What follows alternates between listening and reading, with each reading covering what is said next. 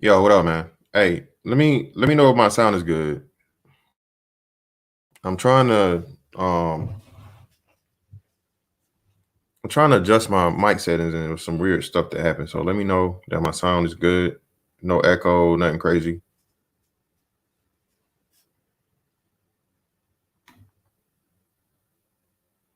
Shout out to everybody in the building. Shout out to Jason Johnson, Reggie, Trunk Toys, Gemini 605.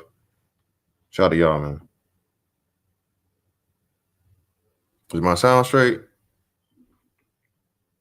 I had this shit. What's his name, man? And man, shout out, brother. We still on the hunt, Reggie. We still on the hunt, baby.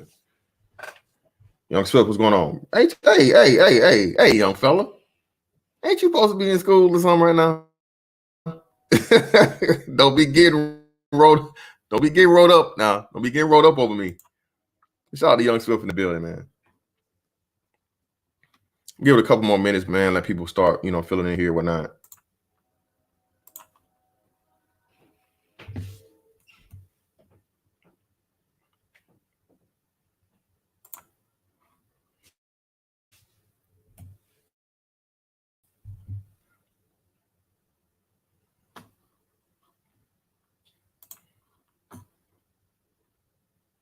Hey, man, that's what it's all about, man. All right, bet. Hey, want to make sure I ain't got you. What's name, man? Am I too low?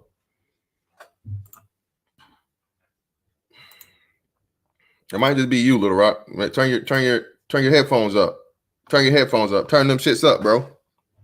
Turn them up. Derek McKinney, you got it.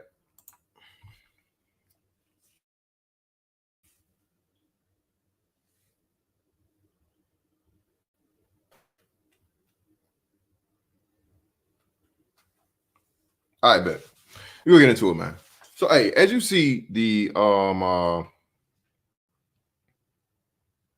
title, man. Listen, as usual, bruh, this is a amalgamation, compilation, congregation, association of black men, bro. That this is my understanding of it. All right. And again, my understanding is my understanding. It doesn't it shouldn't be yours. All right. Again, y'all start noticing, bro. I'm hitting y'all with all this Bible stuff for a reason, bro. You know what I mean? No matter how you may feel about it, even if it's a made up book, as y'all say it is, bro, it has a lot of extremely wise lessons that you can learn from it. Seek ye first wisdom. All right. All right. Wisdom and knowledge. Wisdom and knowledge is power because without that, you have nothing. No creation, no invention, no nothing is created without thought first, without understanding, without a concept. Okay. So without that, if you just thought nothing, there'd be nothing. And I think that's one of the biggest things too that people miss in that whole thing. But I'm not going to turn this into religious, and I know I ain't finna piss New off. New start jumping in here like ain't no God, nigga, so I'm not gonna go down that road too long. But still, man, listen. This is supposed to be a pool of brothers from all parts of life, man. All parts of life. Age, economics, geographics, all of this stuff, bro. And we're supposed to come together and give our opinions, our life experience, our knowledge, hell, our assumptions, a lot of stuff in this space, bro. And what's happening here recently, man, is this is what I've always said, and I'll never change it. I don't want to control you niggas. All right. Y'all grown. Majority of y'all are 30 plus and pretty much set in your damn ways. Hence, I understand how and why y'all are so fucking afraid and scared of change. Not even drastic change, okay? Not drastic change at all. You know what I'm saying? Even when I went against certain things and I understand, I'm not gonna agree with a lot of things that boomers agree with or think some of you damn millennials think, and I sure as hell don't agree with what some of Gen Z thinks. The thing is, man, time changes shit. Okay? The only thing that stays the same is something that's dead. Okay? Something that's dead is the only thing that does not change, bro. Or by the day, by the year. Okay? So when you guys come upon certain individuals, and again, I know this because again, this was me. I ain't never been no street nigga. I ain't never been no gangster nigga. I ain't never been no killer nigga. I ain't never been no drug dealer. None of that. But you know, when I wanted to get those vibes, what I did, I put that motherfucking Project Pat on, Get It Green, Mr. Don't Play, laying all time. I don't give a damn what you say. You can talk to me about it. Nigga, I don't care. No debate. Fight me. Okay? Project Pat is probably one of these most underrated motherfuckers of all time in rap. Did the shit he was talking about. All right? The records and shit to prove it. Okay? I grew up around niggas. Same way. Literally, bro. Bruh. I live next to a dude, bro, in the same apartment complex. And I was selling this dude CDs 1 month. A month and a half later, this nigga is locked up for murder.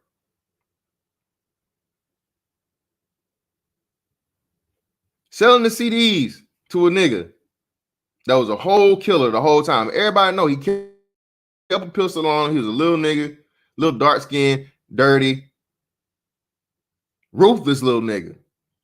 But you know what? Because I was the nerd nigga with access to a computer, I served purpose to the fucking hood niggas. I understood what the hood nigga was. Is it that hard to be a hood nigga? No, it's not. No, it is not. It's not to be hard to be a hood nigga. All you have to do for a fucking hood nigga is say, hey, I have no goals in life. I have no plans in life. I don't care about throwing my life away. I'll go spend time in prison. I'll take another life, and that'll be my life. I'll take my life so I don't mind doing life. For the sake of what? That's not hard. That's why I say it shouldn't be celebrated. If you don't agree with me, you don't have to.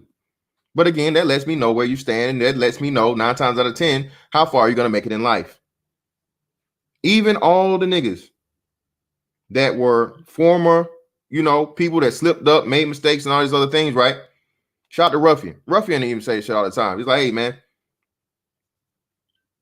I will always identify as a Pookie or whatnot, what have you. But at the same time, like I said, what is he doing now? He's legit now.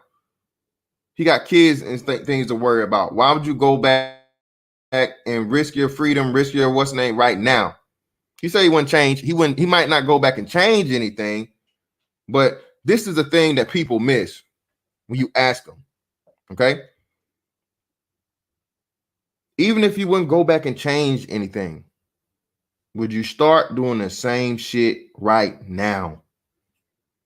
That's the question. That's the magic question. Because even if you say you wouldn't go back and change, you still changed. Your right now is living proof and evidence of that. And as a man, that's what's important. You're supposed to evolve. You're not supposed to stay the same. Why? Because again, anything and only thing that stay the same are things that are dead. And being that, again, a lot of us didn't have father figures. A lot of us didn't have strong male role models. A lot of us didn't have mentorship, big brothers, literally or figuratively. what happens is you get in this space and somebody says a message that you never ever heard or you've always had in your mind, but you never had the opportunity to say. You never was able to stand up on the goddamn lunchroom table at school.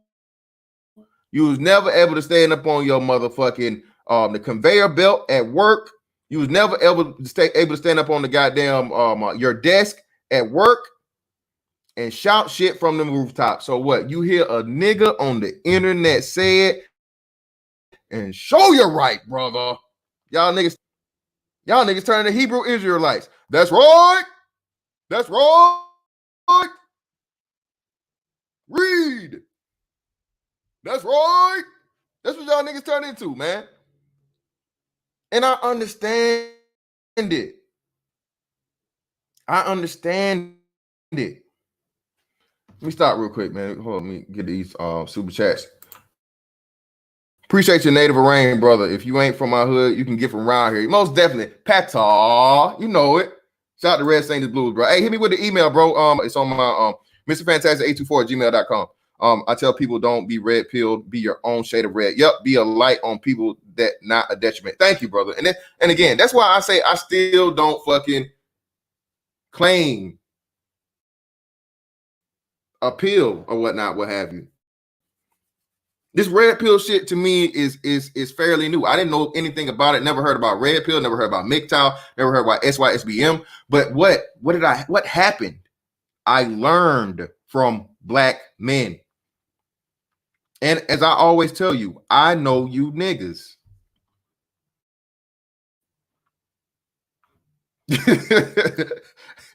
Yes, sir. Yes, sir. Read, brother. Read. Test your might. But yeah, man, that's what I'm trying to tell you guys. But listen, I understand how easy it is to get lost in something that has this shit you done had in the back of your mind for your whole life or for a whole year or for however long, whatever it may be. And lo and behold, somebody comes along. Okay. Lo and behold, somebody comes along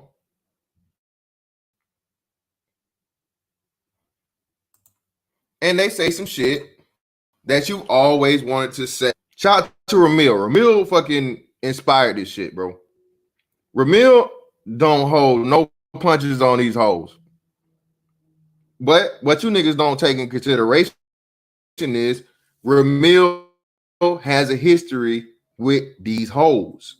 Ramil told his story. So Ramil has experience with these hoes. And when I say hoes, I'm not saying figure, I mean literal hoes. Pros. Ladies of the night. You call them sex workers. So that's why Ramil has his, hey, I can't fuck with a bitch unless she pay me mentality. He was actually in that lifestyle. Shout out to motherfucking Primetime BA in the building, man. BABG's in the motherfucking building. Shout out to Hulk too, bro. Shout out to Hulk. So what you niggas do is, you niggas hear Ramil, and you niggas think you are Ramil. Some of y'all niggas out here got whole old ladies, whole fiancés, whole wives, or baby mamas you still fucking with. And y'all repeating this shit like, yeah, man, fuck them bitches, fuck these bitches. These hoes gotta pay me, gotta this, gotta that, gotta gotta who, and huh. And it's like, nigga, a bitch ain't never paid you nothing but some attention and some pussy. You ain't never had no bitch hit the blade, come back from motherfucking sucking, guzzling in their fucking paper. That's not you, brother. That's not you. But when you hear him talk, y'all niggas act like y'all just become and turn into motherfucking him. And y'all, oh yeah, nigga, oh y'all niggas are simps. And again, shout out to Ramil. Ramil said, nigga, I love pussy. And I've always said the same thing. I'll let y'all know. I keep telling y'all, bro, y'all is never gonna get me to stop liking thick bitches. Never. Never. You can call her fat, you can call her whatever, nigga. As long as that ass and them titties fat and they motherfucking stick more out more than their stomach like that, and she got a pretty face, I'm in there. I'm in there. I'm in there. I ain't nothing you niggas say to shame me or change my mind, nigga. Work. Huh? And this is why I get so much friction in this space, because the shit I'm telling you is real. Ain't nothing you niggas can say to change me. When I fucking decide I'm gonna do this, I'm gonna stand in it, nigga, I'm gonna stand in it. And if I have to die on the motherfucking hill, hey, you are the one that's gotta motherfucking take my head. You gotta be the nigga lander. And as you can see on this YouTube shit and in real life, I'm still walking around with my head for a reason. Bro, you don't slip up and make it to 37 years of life being fucking moderately successful. For me to come from a poor kid from fucking Macon, Georgia, to where I am now, and I'm only growing. Listen, this is why I say, shout out to Gabe A. Shout out to any and everybody that throws a slight or says some shit to me, slick shit to me, bro. I don't take offense. I just take notes of it. I love challenges because, bro, it's been very few times where I didn't come out on the fucking winning end with niggas to a challenge, bro. Because most niggas gonna give up. Most niggas don't understand it. Oh man, why you gotta always be right sometimes? Why you gotta just this? Why you can't just nigga? Because I'm not gonna motherfucking break. That's why. I'm me. If you can't handle me, get the fuck from around me. If you don't like me, don't fuck with me. That's what I do. Niggas I don't fuck with, I don't fuck with. Period.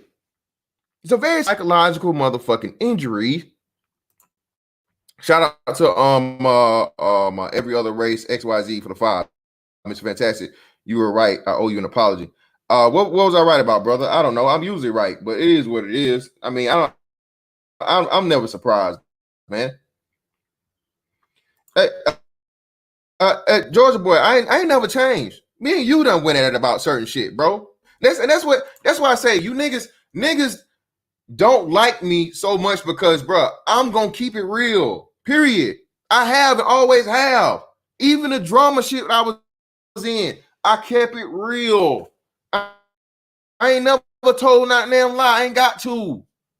My record should speak for itself, but you know.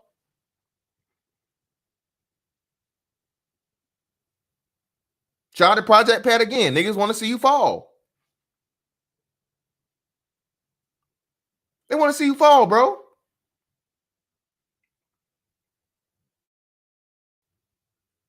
This is little success. Little. Again, I'm going through a divorce right now. Was in it 10 years. Was the shit all good? No. Was the shit all bad? No. But again, did I know what I knew when I got married? Of course not. When I tell you niggas, hey, that was part of the reason why I'm going through this shit now, because my ex did not like the fact that I spoke my mind to the public. She didn't like that. She didn't like it. And she had a right to.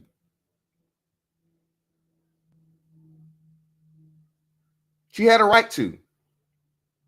But again, the difference between me and her, how they say opposites attract, she gives a fuck about people's opinions and I don't.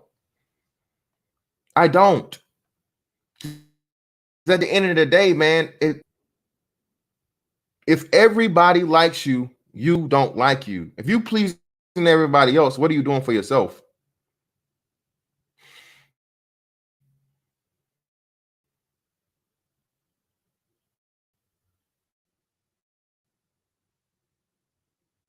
What are you doing for yourself? No, man, I can't even fuck with that, man. You know what they is, bro. Hey, them some got, man. Hey, it's a witch. She's a witch. I can't fuck with it, man. Yeah, JT Helton, you got a ball till you fall, nigga.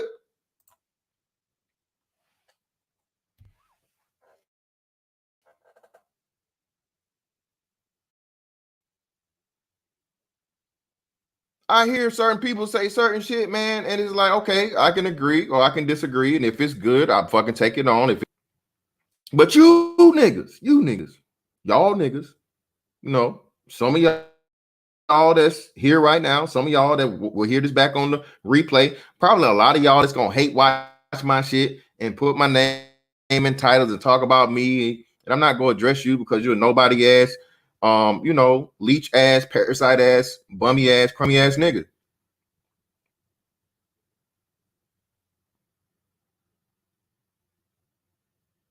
True story. So, my kids was just up here for the what's name I told y'all. Mind you, my daughter and my son 6 feet tall. My son didn't even know. I had to tell my damn son he was 6 feet tall. This is what happened when like he the same height as my daughter now. My daughter been taller than my son since like 11. My daughter was like 5'8" at I want to say she was like 5'8" at 11, right? So he's finally caught up to her. And I was telling him, I said, bro, I told you how this was gonna come out, didn't I? Didn't I tell you how this was gonna turn out? Same thing I did. I was moderate height, average height in middle school. I hit ninth grade. I was like kind of tall. I was right at 6 foot. And then from my 9th to 10th grade year, I fucking jumped up to fucking 6'3.5".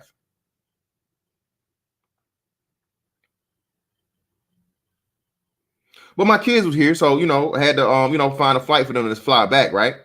Had to find a flight for them to fly back. And so chose Southwest.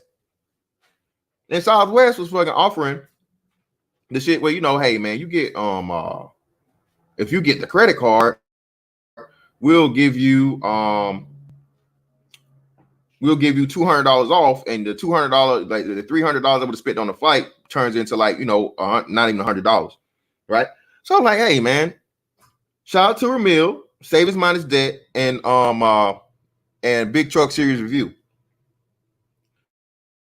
This was a conversation we had. Like, hey, you don't get fucking, and Ramil was saying you don't get personal credit. Personal credit is bad. All these other things. Big Truck came out with a point. Big Truck said, well, no. Personal credit is only bad when you don't use it properly. See, when you take a credit card and you get a credit card, especially a credit card that has rewards and shit, like, with especially as points and bonuses and all that shit, those add up to shit you can actually use later for free miles and all that shit, right? So what people fuck up is, well, they carry a balance. Once you carry a balance, then that interest every 30 days and you never ever carry a balance, you don't have to pay anything. It's just like you using your own debit card. You're just using the credit card, and the credit card gives you the actual kickback that you can use. So apply for the card, got approved for the card. Bruh, last time I looked at my credit score was when it Save His Mind Is Dead do that thing. I say like maybe a month and a half, 2 months ago. Bro, I got a 760 something credit score, bro. 760 something credit score. Had no idea. It was 7 something when I looked at it from the time where Save His Mind Is Dead. But now 760, bro. A little pole ass nigga from Macon.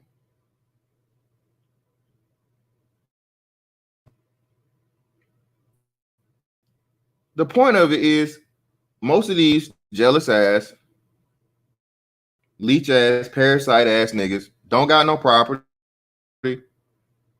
don't got no good credit, can get a credit card if they wanted to, and it just fails in life. But because you dare say where you're successful, oh nigga, you bragging, oh nigga, that ain't special, oh nigga, that ain't this, oh nigga, that ain't that. Listen, bro, hey, must be something. I'm not referring to you, nigga. You referring to me. I'm not putting your name in the title. You putting my name in the title.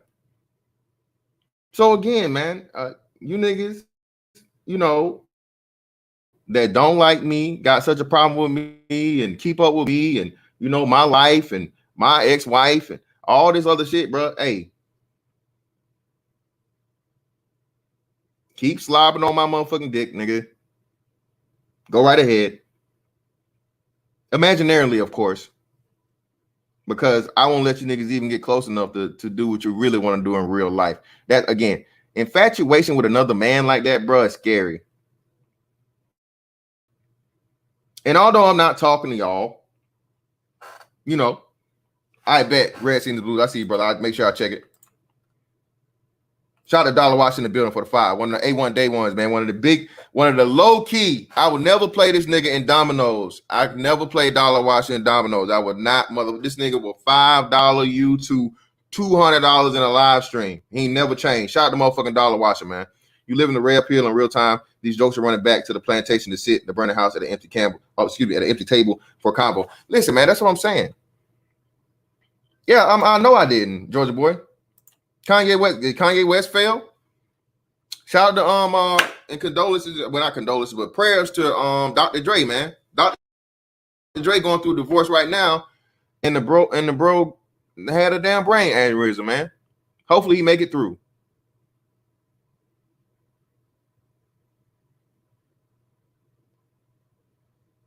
Bro, you only fail when you motherfucking stop and you just keep laying down, nigga. Otherwise, it's just a learning experience. You try some shit, it don't work out. Learn from it, try something different. What I'm here to really don't claim to be your leader. If you consider me one, hey, I greatly appreciate it. I take all the honor and pride in that because I am a fucking leader. I do this by my fucking occupation. Another thing that niggas keep keeping up with and lying about and all this other thing. Do you have one? Niggas that keep talking, or is the best you're doing is, you know, scraping crumbs and this, that, and the other from, you know, YouTube and whatever else you're doing to barely make it by? Do you own property? No, probably not. And again, shout out to Ramil, man. I'm about to, you know what I'm saying?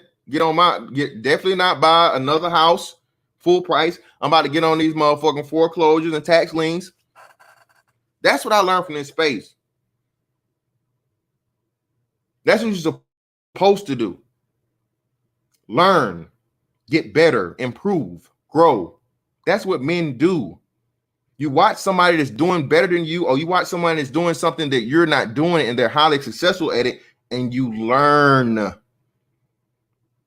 If and when you can, you fucking pay them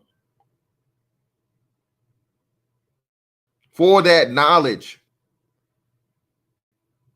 I had a whole new fucking outset in my, a whole new motherfucking understanding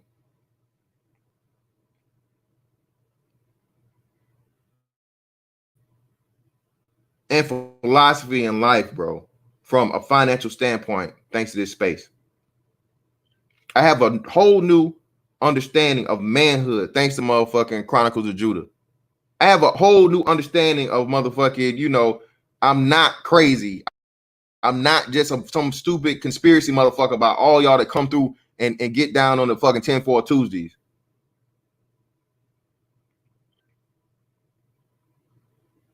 The biggest thing, bro, in this shit, bro, is one of these days you're not gonna be here. Your goal ought to be motherfucking successful and to make as many other people around you successful as possible.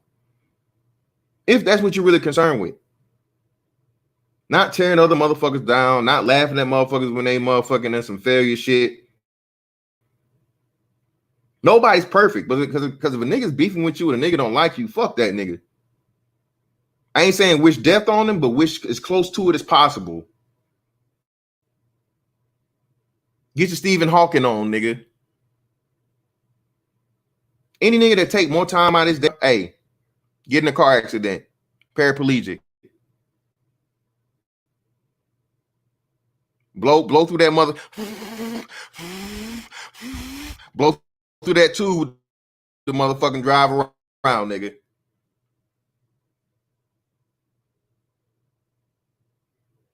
Blessings.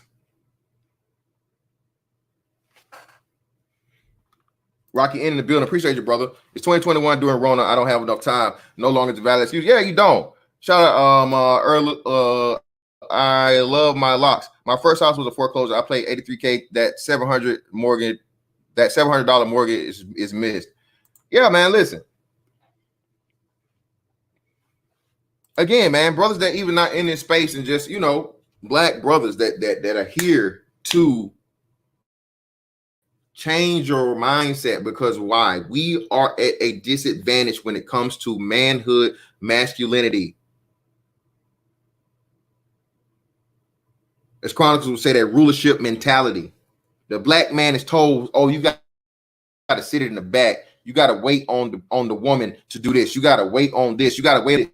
You got to do that. You got to do all these other things. All these fucking contentions, bro.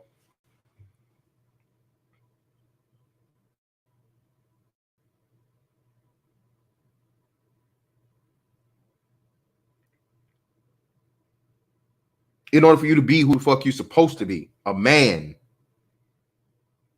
Mind you, I'm not saying be stupid. Don't go to work and motherfucking, you know, not a, all right. Feminism is the devil. Don't do it, brother. Alternative lifestyle people. Shut up, nigga. Shut up. That's what I will tell you. Listen, at the end of the day, man, no matter what advice I give, I can wholeheartedly say I'm not going to give it if it's bad advice. That's one thing I do not do. I don't give bad advice. If I do not do it myself, or I know if it will have a long-term bad effect on your life, brother, I'm never going to tell you that. I'm not. And if I just know nothing about it, I'm just going to shut the fuck up. I will send you to somebody else. Nigga, I'm never going to give you motherfucking information about 18-wheelers. Hey, shout out to MOT. Go talk to MOT, man. MOT is a motherfucking proven mastermind and mogul in that sector. Go holler at him, bro. I'm not the person to talk to.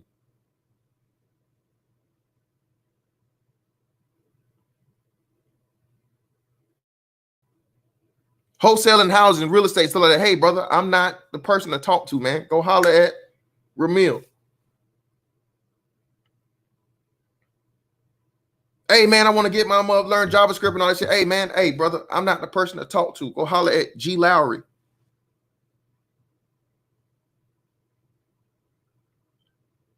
Even on some shit I know a little bit about. Hey, man, I'm trying to get motherfucking swole. I'm trying to get motherfucking big. Hey, man, I know a little bit, but Big Duke 24 been doing this shit for a while, man. You might want to holler at him. That nigga on Black motherfucking Colossus, bro. He know a little bit more than I do. So holler at him first, and if you feel like he missed anything, come back to me. Bruh, I've never, ever been a hater. Bruh, when you are a hater and when you yourself, man, everybody loses. Everybody loses. Because you're so focused on what somebody else is saying or the group or whatnot. You're trying to become one of them versus be who you are and bring your unique element to the group.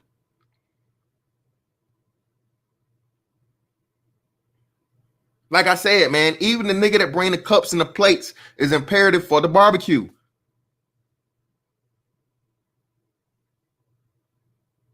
As good as them ribs is, nigga, you know how hot a fucking rib bone is, nigga? Straight off the fire.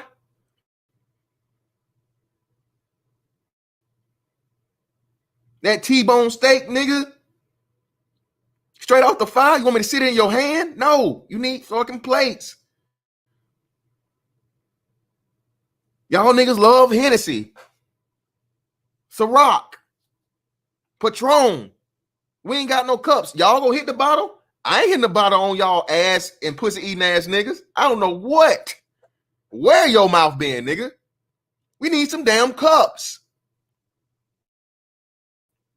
And I learned this up that the motherfuckers serving grits and eggs in the morning getting paid as much as the motherfuckers that's working on multi-million-dollar motherfucking aircraft every day. Then my dumb ass realized, nigga, you gonna get down off the helicopter full of grease, oil, hydraulic fluid, cuts and bruises, and all kinds of dirty shit up under your nails. Try to wash your hands, get them clean, which they never really do, and go hop on the grill and cook your own food? Or you want to have somebody that's all they gotta do? That's their specialty. You need to eat to live, you dummy.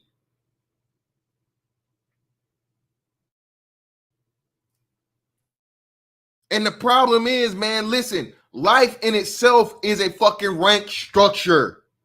And a lot of you niggas, as much as you talk about the shit y'all do, bruh, y'all are the more military-minded niggas than I am. Because y'all fall in line. If that's the popular fucking ideology for the fucking moment. You all do. Because y'all niggas don't want to be like me. You don't want to be on your own. You don't want to be the only nigga banging that drum. You don't want to be the only nigga that people don't like or whatever the fuck. Nigga, I don't give a fuck. I don't care. Because I'm me. At the end of the day, when I leave this motherfucker, it's just going to be me. Not nobody else with me. Me. So why not do whatever the fuck I'm doing being me? I'm not telling you to be like me, but you could learn something from me. Be you, nigga. Be you.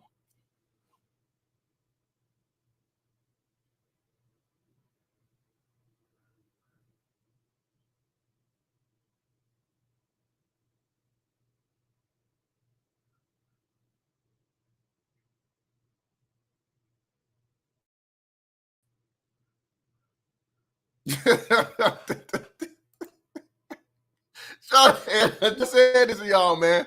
Do you know what's the most two disgusting but most pleasant thing in the world is? The two things, it's like, it's extremely pleasant, but when you think about it, it's just like, ugh, oh my God. Y'all know what the two thing is? Two? Y'all, can y'all guess what they are?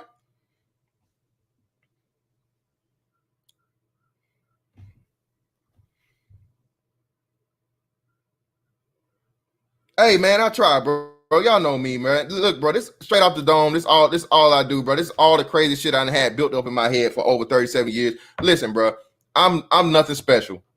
I'm just a little ugly ass, nobody ass, broke ass, po ass.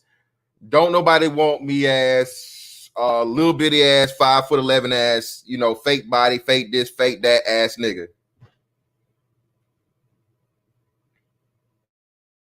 That's what I am. Even though I have proof to disprove all again, I just laugh at it and move on. I ain't never had to make a lie about a nigga, bro. You gotta lie about somebody, bro. You're afraid of them. You gotta lie about them. You gotta motherfucking, you gotta be afraid of them. New close. You close, new. Oh my God. Yo, niggas, wow. Oh my God.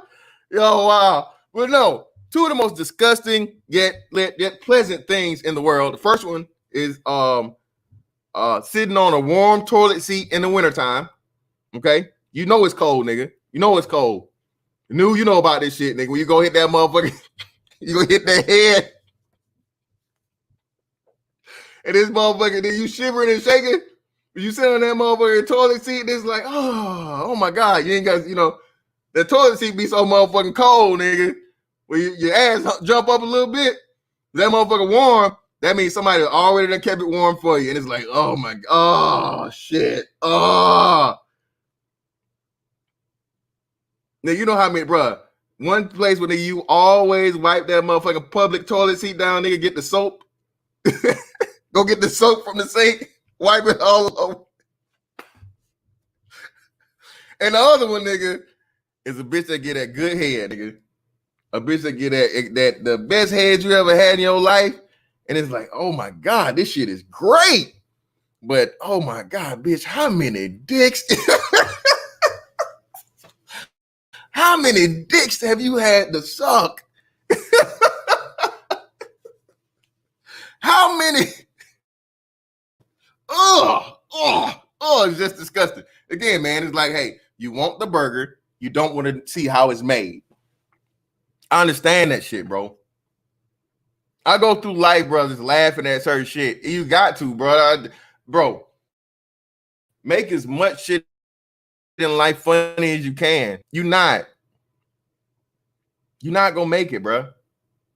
Make as much shit in life funny as you possibly can.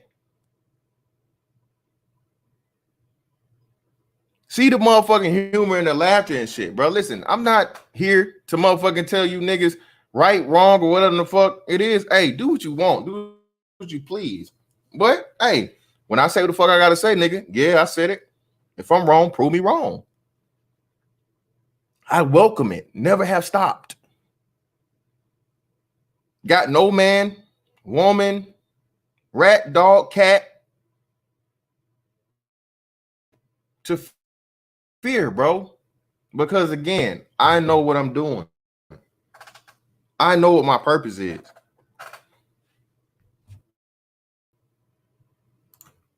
I need to tell that story again about that big dude who had to do something when times got tough.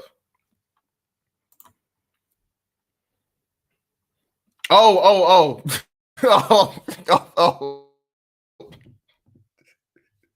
Yeah, man. 10 dicks a day, bro. Again, 10 dicks a day. I'm telling y'all, bruh. I told my daughter this. I told my baby, is it ever that bad? Baby girl, is it ever that bad? And of course, she laughed, bro. She laughed. She was like, ugh. She made that face first, but she laughed. Is it 10 dicks a day bad, nigga? 10, nigga, I'm winning. Nigga, I could lose my job, my car, my house, my hair, my teeth, all of that, nigga. And as long as I ain't out here taking them 10 dicks, or even, nigga, not fuck 10, taking a dick, but 10 of them to get by, nigga, I'm blessed. I'm blessed. Nigga, I'm blessed and highly favored, nigga. I am blessed and highly favored. That's my gift to you niggas, bro. As long as you not out here taking dicks, not even one, not to mention 10 a day. Not just one time, nigga, a day. This nigga said a day.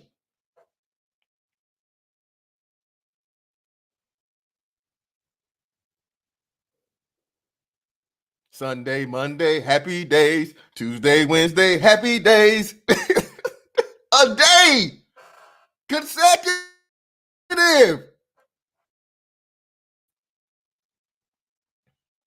That's all I'm here to tell you, man. And you can win being you. And if you need help from a brother, man, by all means, ask the brother for help. That's another big thing I learned too, man. Ask for help early, man. Don't let shit get to the point of where you gotta be there. Because when you gotta be there, then the man is a whole lot heavier. Just ask a nigga for, hey, bro, hey, man. I know this shit, blah, blah, blah. But bro, can I hold $100 to such and such? You know, can I hold 100 that? And bro, I've done that. The niggas I fuck with, bro, I did it. No problem.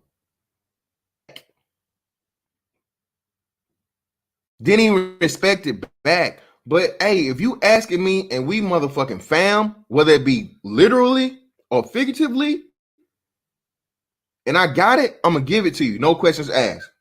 I didn't even ask them what for.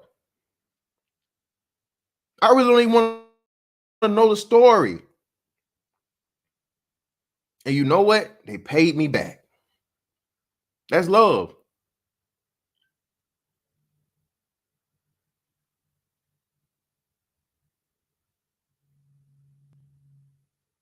That's love, man.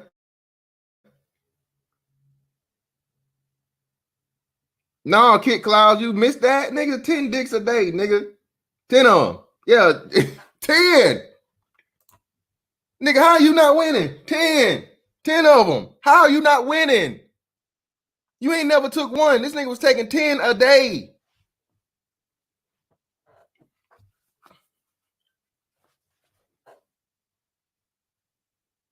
So, man, what the fuck I care about somebody that niggas not liking me over internet, nigga? I ain't taking no dicks. What I care about motherfuckers lying on me on the internet, nigga, I ain't taking no dicks. And I'm still being successful. You got to tell the lie to try and fucking, you know what I'm saying? Deplete my success. You only lie about some shit, bro, to try and cover up the truth.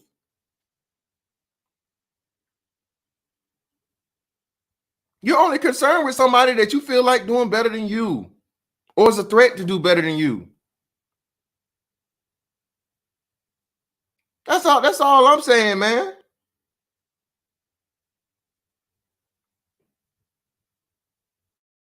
That's all I'm saying.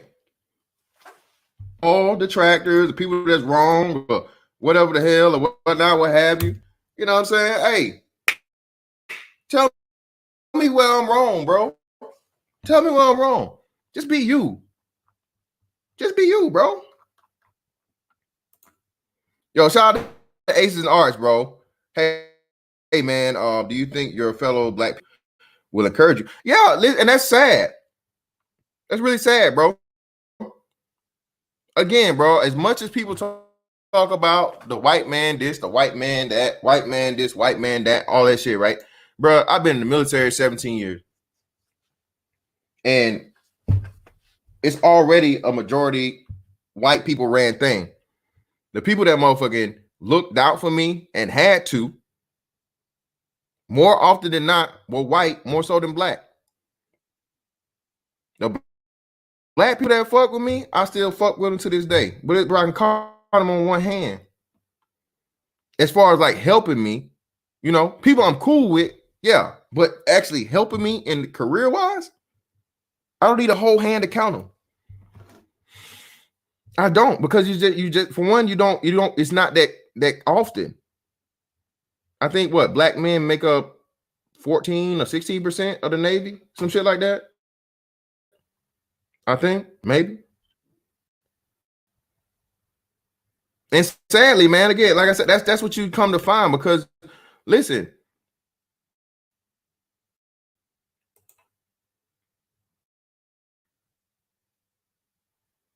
it's that lack of fucking masculinity, manhood. A couple of days back, that brand name, bro.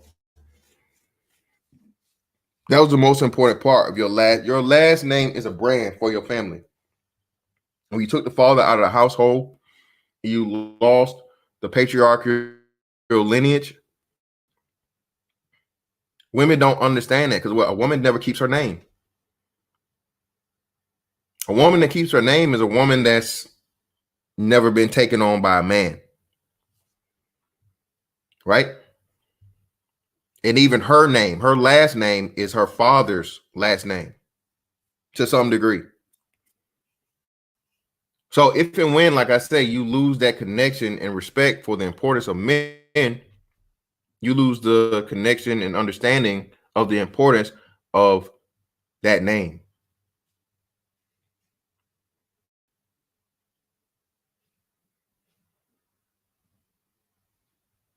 Far too often not, man. Like I said, a nigga gonna hurt you before he help you.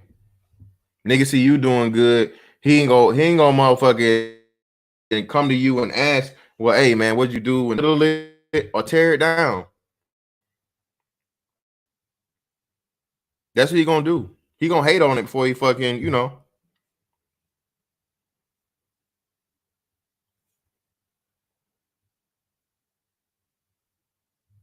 Shout out to New, man. Just like in the union, a lot of crowds in both races, majority of my own skin color, though. We supposed to be brothers. Man, give me that shit. Exactly. Listen, bro. Telling you. Every other demographic, man, understands that. No matter how much motherfucking, Billy and Johnny hate each other, they don't like each other. For the sake of them remaining on top, they're going to work together. Any issues and problems they have, it's not going to be aired out in the fucking public. They'll go behind closed doors and handle the shit. That's what niggas don't seem to understand. Niggas don't even understand conflict resolution, man. You need to understand how to beef or how to have disagreements. If you cool with somebody or whatnot, what have you, you really supposed to motherfucking take that shit behind just the fuck you do. And then put on the show for everybody in front of you to let you know everything's straight. That ain't being no snake. That ain't being fake. Nigga, that's how successful people work.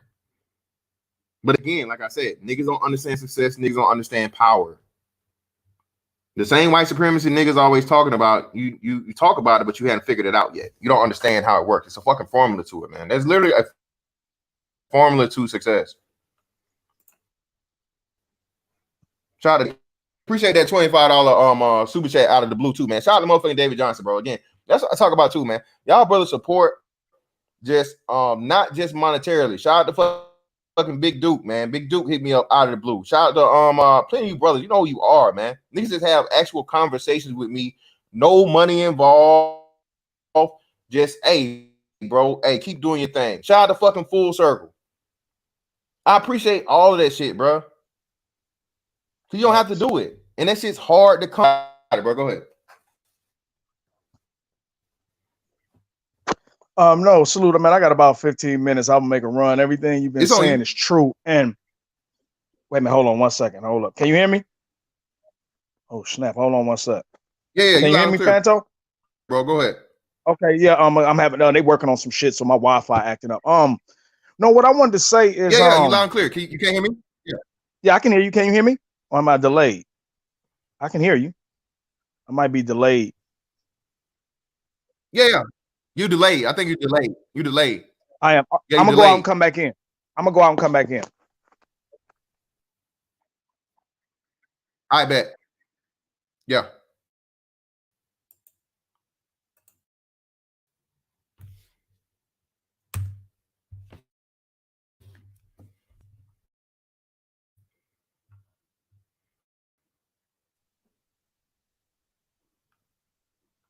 Okay. You hear me? Am I delayed now? No, you're good. As far on my end, you're good. Can you hear me real time?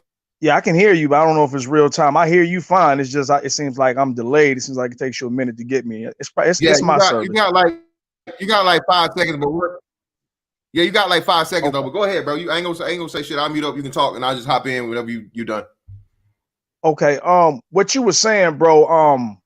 I was thinking about this all the time, and see, I'm gonna. It's a subconscious issue. Like, let me say this.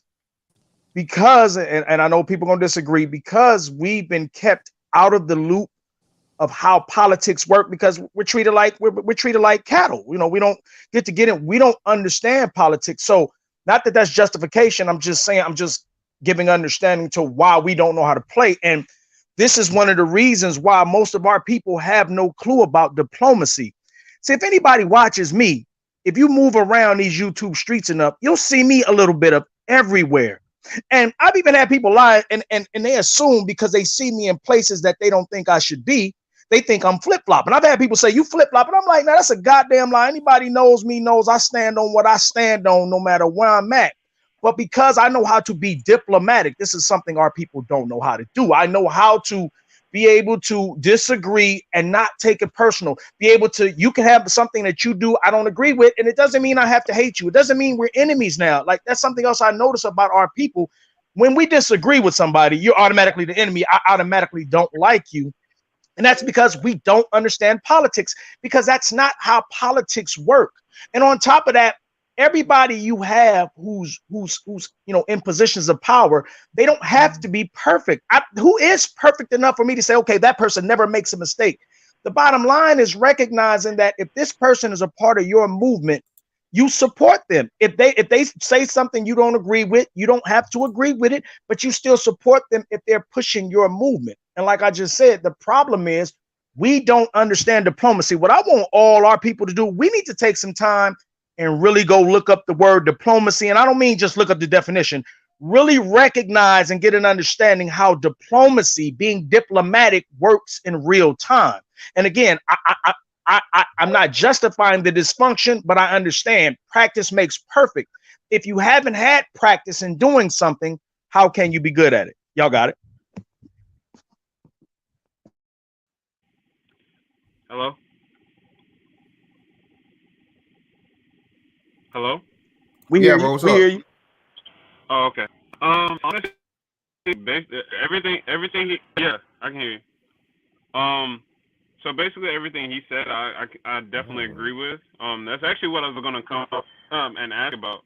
Um, I, well, how do we like branch out and actually get a broader message about diplomacy and like actually get it practiced into the culture? Would you say? Practicing it. There's no other way to do it but to practice it. Because at the end of the day, I mean, I'm not saying we can't have classes on it. I'm not saying somebody can't teach it.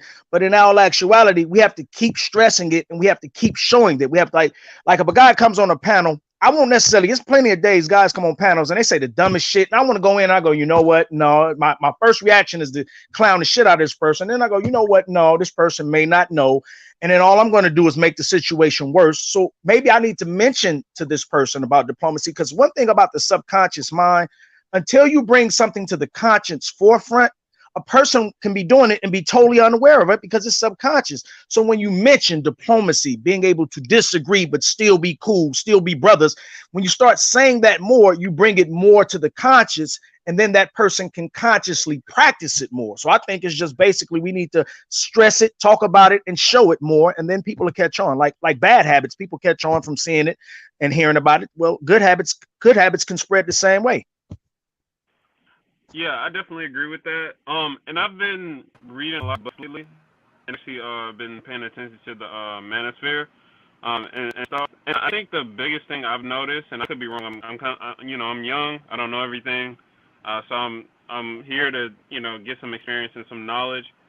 But I think the best thing I would assume, and I'm thinking, is to sell the idea, because I've heard a lot of brothers talk about selling, and I feel like if our people buy into it, see the benefits of it, and I don't have all the answers, obviously, but I want your take on maybe selling the idea of diplomacy or selling the idea of all these things so people will buy into it and actually adopt it. Do you think that's the best way or no? I mean, I would say this: it's more than one way to skin a cat, but I would definitely agree to that. Like I tell people all the time, another thing we have a problem with, back to agreeing and disagreeing, I always tell people this: technically, to get to an intersection, there's 4 different routes: east, west, north, and south. And some people get so caught up on, because I got there north, this has to be the only way, and never recognizing that even though that way may have worked for you, it may not work for the next person, and be able to understand that that other person, even though you got to that intersection coming north, the other person may be able to get there coming south. And like I said, it's just teaching our people that. And I hate to bring up black women, but because our mothers, it comes back to, because true men understand politics, true men, real men understand diplomacy. We understand that because we interact and we deal with it. Our women have been taught, well, if I don't like something, if I don't feel something, if I don't get hell, and we act emotional versus logical. So, and you got to remember, and back to the subconscious, a lot of us who were raised by our mothers, I'm not just saying these mothers did this, just on purpose to poison you. She was doing what she thought was correct. She was just wrong. So a lot of men, a lot of adults, men and women, have grown with that. If I don't feel it's right, if I don't think it's right, if I don't believe it's right, then it's not right. So they end up putting their feelings over the facts. And then again, everybody feels like, well, my opinion is a fact. Everybody pretty much looks at their opinions as facts. And we know that's not the case. So in a lot of cases, again, it just goes back to unlearning what we've been psychologically conditioned to, how we've been psychologically conditioned to think. I think that's what it basically boils down to. You got it. Hey, shout out to Revelator D for the $10 super chat. I mean, $10 cash out. Greatly appreciate you, bro. And hey, I dropped the link for the young fella. Where is it at? Where is it at? I ran into him over on Solo TV 84s. So make sure you guys go to him and sub, man. Throw him a couple of subs, man. Let's at least get him. We got 100 people in here. If you're not already sub to the brother, man, let's throw him at least. Damn, I lost it. Let me post it again. Hold on. Let me post it one more time. Okay, there we go. Let's get him up at least 20 or 30 subs, man. We got 100 people in here. Go ahead and Ace in the Arts. He said he's gonna talk about get you niggas on the art, like actual paintings, nigga. Like when you say, Picasso, y'all niggas not thinking about the nightclub. I don't know how every black hood got a Picasso's. What else? So he say motherfucking Van Gogh. You're not looking for no motherfucking Econoline, and Monet. You don't think he motherfucking mispronouncing Moet. If you feel me. So or money. So yeah, man. Let's make sure we go over there and get your Logic in the building. What's going on with you, brother? What's up? Okay. Salute, my brothers. Okay. Yeah, what's going on, man? Yeah, I feel I'm Borgen. No. Go ahead, bro. No, I was saying he wasn't. Go ahead. Okay, I feel what y'all saying, but that works on an individual basis. But when we dealing with a collective, we gotta agree on what the evidence and logic dictates. And I think that's where a lot of people have problems because, if we bring up some simple facts that, if I said to the men out there that any position where you give up your sovereignty and control of your life is a bad deal, that shouldn't even be an argument. You know what I'm saying? It's certain situations that we have to agree on if we're going to think collectively. Individually, one man don't care what another man do. Just don't complain to me about it when it goes south. But collectively, we have to agree about certain things that just we know don't work. And we can't negotiate against things we know don't work. And I think that's where a lot of this problem comes from. And a lot of people, even with the topic of the show, people trying to represent lives they don't live. You know what I'm saying? Like a lot of men come from situations where they have experience dealing with women, and they sitting there saying, well, I never did that, and you've been married before, or you have children, so you and that's cool if you actually live in what you reflected. Like, what, I actually had to practice what I'm living. But a lot of these guys, like Mr. Fantastic said, I mean, they literally are in full relationships right now that, like I don't like no disrespect to do business, man. Me and him disagree on everything. But that dude is he will double down on his rhetoric, man. He will double down on him defending women and it's always the man's fault. And I gotta say, as much as I think he's crazy, I gotta respect that dude because he's consistent. You know what I'm saying? That dude is consistent. He don't care how much logic, how much proof, what you tell that dude, whatever, man. And you know what? That I rather deal with that dude because he just double down on what he's saying. But there is a level where men have to be able to listen and hear each other. We don't have to agree, but there's certain things that we do have to agree on. You know what I'm saying? Like, when we take this stuff personal, we can't be taking this stuff personal. You can't be coming for people's families. All that stuff is dumb. You know what I'm saying? Like, let's keep it on topic. And if you can't keep it on topic, then you shouldn't be in the discussion. And I think, certain things like that, we should definitely be diplomatic on about. If you're going to come to the table, bring a certain kind of respect to the table, or just don't come at all. I mean, like, I don't watch people I don't like that much. If I can't just join the debate and add my 2 cents in there, why am I even watching just to say how much I hate what I'm hearing? Turn the channel, bro. Right. But I'll cycle through. We can go back and forth.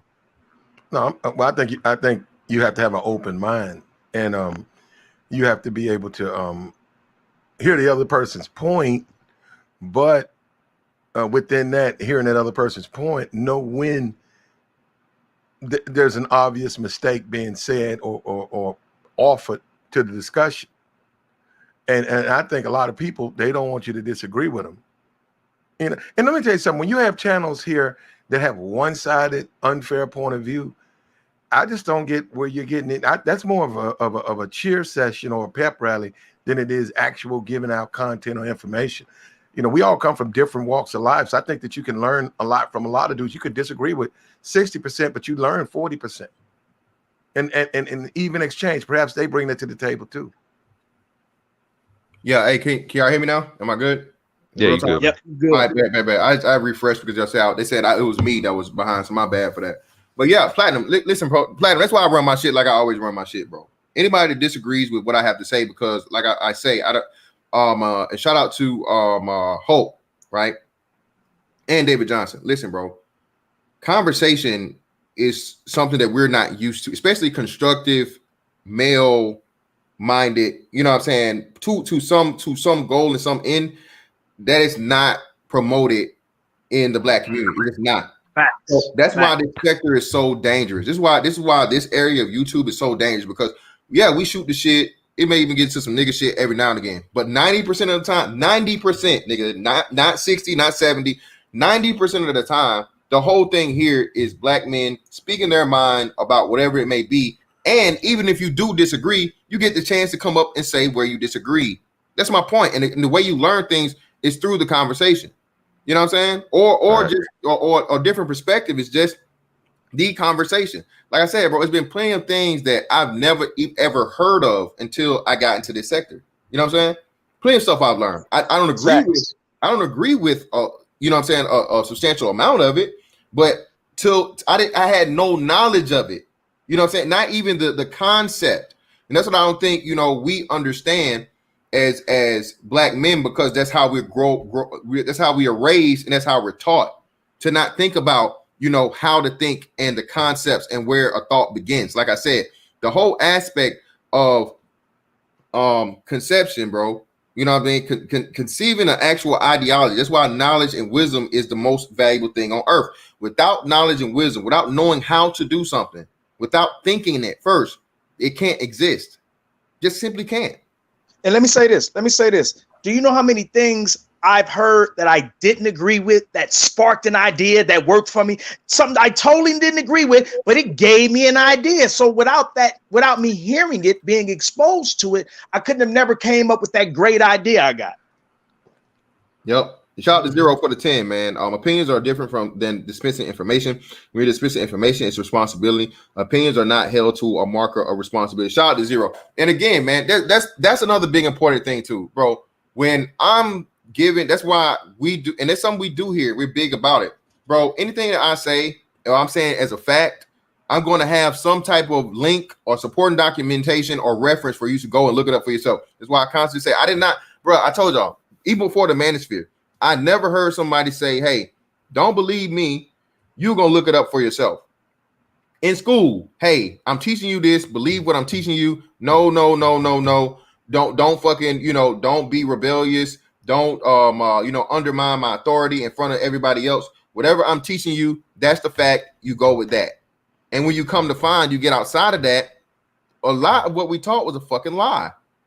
Or it was just a fucking, you know, it was just a small piece of the whole. You know what I'm saying? Facts. So you have to, whenever, like I said, that's the biggest thing about this place, man. And that's why I say shout out to Young Swift, bro. This ain't just for the money. This ain't just for a dick measuring contest, bro. I do this for a purpose. Ultimately, like I said, man, this is for some brother somewhere to get something from this and change his motherfucking life around, and not have to go through the same shit I went through, or David Johnson went through, or Hope went through, or what Platinum went through, and pick up something that you can use value in your life, man. That's all I'm saying. But I don't want you to become me, nigga. I got 2 sons, nigga. I don't need no grown ass fantastic. That's not what I want. It's not what I'm here to do. They can't beat you. Listen, you can't be me if you want it. That's why I'm me and you're you. But rather than hate, try to be me. We all have gifts. The problem is sometimes another brother will see another brother's gift, and rather than look at that and go, let me find mine, he tries to take that gift, when it's like, no, don't try to be me. You can't be me. Find your gift and be the best you that you can be. And something else I've noticed in the Manosphere, this is something else I want to say to the brothers. it's always the same goddamn cycle with us. We'll have enemies. We'll defeat those enemies. And in the process of us defeating those enemies and us shining, we start attacking each other. The most dumbest shit. And don't think this is just a manosphere. I've seen groups of people do that. And we got to stop that. Like at the end of the day, when we have the goddamn enemies or the opposers or the opposition on the run, don't let them see any goddamn weakness. Because as soon as they see that weakness, they're going to exploit that. That's common war strategies. Yeah, man. Again, David Johnson, I was trying to tell niggas that too, bro. Listen, bro. Life in itself is a journey. Everybody doesn't take the same path. Everybody doesn't walk, run, crawl, or whatever they have to do at the same speed. And everybody's not going to reach the same goal, bro. All right. The biggest thing that I learned from my occupation is, hey, man, sometimes it's just not your time. And sometimes it's just not your time yet. It's just got to wait, bro. Another quick story. Listen. So the other night was Monday, right? Monday, I went to work and one of the helicopters went down. Now, if y'all don't listen to the shit else I say, listen to this. Listen to what I'm telling you, especially to all you niggas out here so worried about my fucking career and shit, right? That a lie. Nigga, you literally cannot be a fucking, y'all niggas said I was an E5, bro. You literally could not be motherfucking an E5 for 10 years. Like, you can't be an E5 at past 16 years now, bro. Can't do it. Literally. So let's get that lie out of the way. The 10 years for the 10 rank, the rank for 10 years shit, bro. Again, I've been told y'all this shit. Go back and look at a video I did the most. Bruh, the Navy, United States Navy retires the most motherfucking E6s of any motherfucking what's name, bro. All right, that's all I'm gonna say about that. But furthermore, listen. So the helicopter went down. So what they did was they sent two vans up there. They said a van of people up there to fix the helicopter so it could fly back, in the morning, because they can't. Before you had to do it, they would have to do FCF or whatnot. For it to FCF stands for functional check flight. It's some shit that pretty much they got to go through checks and balances before it's ready to actually fly a mission versus just a test flight to make sure everything's good. All right, yeah, y'all. I'm teaching y'all niggas some shit. Okay, so it was a commander, which is 05 in the Navy. Okay, and he was the hack. Okay, so he was talking and just having a conversation with one of the aircrew dudes, who's also a first class. He's an older cat, so I don't know if he's been as long as I've been in, but he looked old as shit, so I imagine he did. But he was talking about the conversation about how he got his orders, and he was saying how he put in orders to be a command, pretty much an XO. You know what I'm saying, an XO CO, and if you get command as a commander, you pretty much have a shot at captain. But this was pretty much his last look, because he was at a 25-year mark, and being that he didn't get the command, he's pretty much fucked in making captain or going to the next pay grade. And he was just like, hey man, I did this and I did that and all these other things, whatnot, what have you. But he said was, well, I ain't gonna say that. He just said something, right? He said something. He made some previous some information, and he's pretty much just saying one of the sayings they say, hey, sometimes, man, it all depends on who your boss is, you know what I'm saying, and the timing in the Navy. And that's true, because, man, bro, I had a motherfucker that hated on me like 2 years ago over something petty, over something stupid. And that motherfucking eval, bro, like fucked me over. It was an eval that fucked me over. Why? Because I was me. Because I don't want to fucking play a game. I'm not gonna suck no dick. I'm not gonna kiss no ass. I'm gonna fucking be me. I'm gonna do my job, do what the fuck I gotta do, and that's gonna be it. I'm not finna do all the extra shit. I'm not finna motherfucking make you like me. I'm not finna show up. Yeah, hey, we would have come out. No, I don't. No, nigga. I'm not gonna hang out with none of you motherfuckers after work. No, because I'm not gonna be responsible for no stupid shit that may happen. So that shit right there, man, was like confirmation for me to let me know that, hey, bro, don't worry about this shit. Because everything, bro, shit's not guaranteed. Nothing in life is guaranteed, bro. Be happy with your success. Don't look at the next motherfucker and be like, well, why that ain't me? Bro, that's female shit. As a man, you're not supposed to be doing that. You're supposed to be like, hey, man, if it don't work out, nigga, hey, I got another motherfucking door to open somewhere else and make some other shit work. All right? And again, for the shit I got going, if I don't make the motherfucking next pay grade, which I still got a chance, if I don't make the next pay grade, I'm doing stuff to make up that money I would be making at that pay grade. You understand? And then some on top of that. So don't ever get down on yourself, bro, because of Just some shit you really don't have no control over. You know what I mean? When it's gonna be times in life, bro, when your fucking fate is in somebody else's hand. And another big thing I've learned here is the way you take your fate out of somebody else's hand is what? Becoming your own boss. Getting that power, having a ruling class mentality. All right. And that's some shit we promote in this space heavy. But again, until how many dudes don't ever hear it until you get here? You know what I'm saying? And that's the thing, bro. So like I'm saying, if you disagree with anything I say, hey, nigga, disagree. But you know, hey, don't just disagree. Come up here and have a fucking conversation. You know what I'm saying? I'm not telling you to follow my fucking path in life. Even I'm telling y'all, I'll be telling y'all doing the we will get back into that when I get back on my regular shift. We will get into the what Warrior Wednesdays or whatnot, right? The military shit. And like I said, I would not suggest that anyone join the military to retire now. I would never suggest that. That makes no sense to me. All the stuff you get out of the military in the 4-year plan and understanding how you can use your post 9/11 GI Bill along with your VA loans and all these other things, bro, to literally make yourself your own fucking, you know, make your own business. It would be ridiculous. Not to mention all the grants and things that you're able to get and all kinds of different stuff, man. You know, so like I said, even in the things that I do that worked for me, you know what I'm saying? That worked for me. I wouldn't tell you to do it the same way because it's just no longer valid. You know what I'm saying? When I joined, yeah, retirement was feasible and it made sense, you know, but now that's the slow roll, man. And I would never suggest that a brother do it that way. Shout out. No, go ahead. No, real quick. Let me see who that. Shout out to my brother Jonathan Strong for the 999. Appreciate you. Anyone who tells you to take their word for it should give you all the incentives to research. Knowledge is power, and yours is for the taking. Research is a must, not an option. Most definitely, man. Let me see what Zero talking about. Let's see. That sounds like a great plan. Only one problem: if dudes aren't looking at the other people's success as a barometer, then we will have less candles and suits in the sphere. Yeah, well, man. hey, Nigga Zero. I done told y'all, nigga, you never gonna see me in a motherfucking suit or with no motherfucking lights down low, nigga. It's not gonna be me. Hey, if it works for him, but and like I said, man, that's all I'm saying, bro. Again, niggas, as much as niggas claim not to like me or whatnot, I'm standing in. I'm gonna be me. I'm not go. Yeah, and again, shout out to that dude for his success. But you see me, I'm not riding his name in the title. I'm not doing none of that shit, bro. If you fucks with me, you fucks with me for me and what I'm talking about, not my reference to this dude's, you know what I mean, last, you know, his last show. That's what I'm saying. I don't agree with that. I just don't get down like that. You know what I'm saying? Yeah. That's me. Yeah. That's me dick riding. You know what I'm saying? If that's the way I gotta get my shit in order to get the, hey, I don't want it. I'll just be cool with the little, you know, 100 people, 150, maybe 200 I got in here. I'm cool with that, bro. I'm cool with it. I'm not gonna ride that man's motherfucking coattails that way.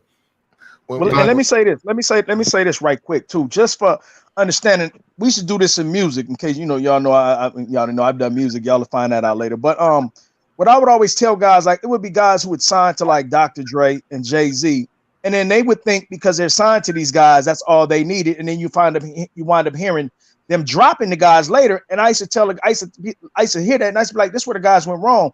The fact that you're affiliated with Jay-Z and Dr. Dre, that's what you use. And like you said, fantastic. Like you said, you did one piece on it and was off of it. And that's why I respect man shit.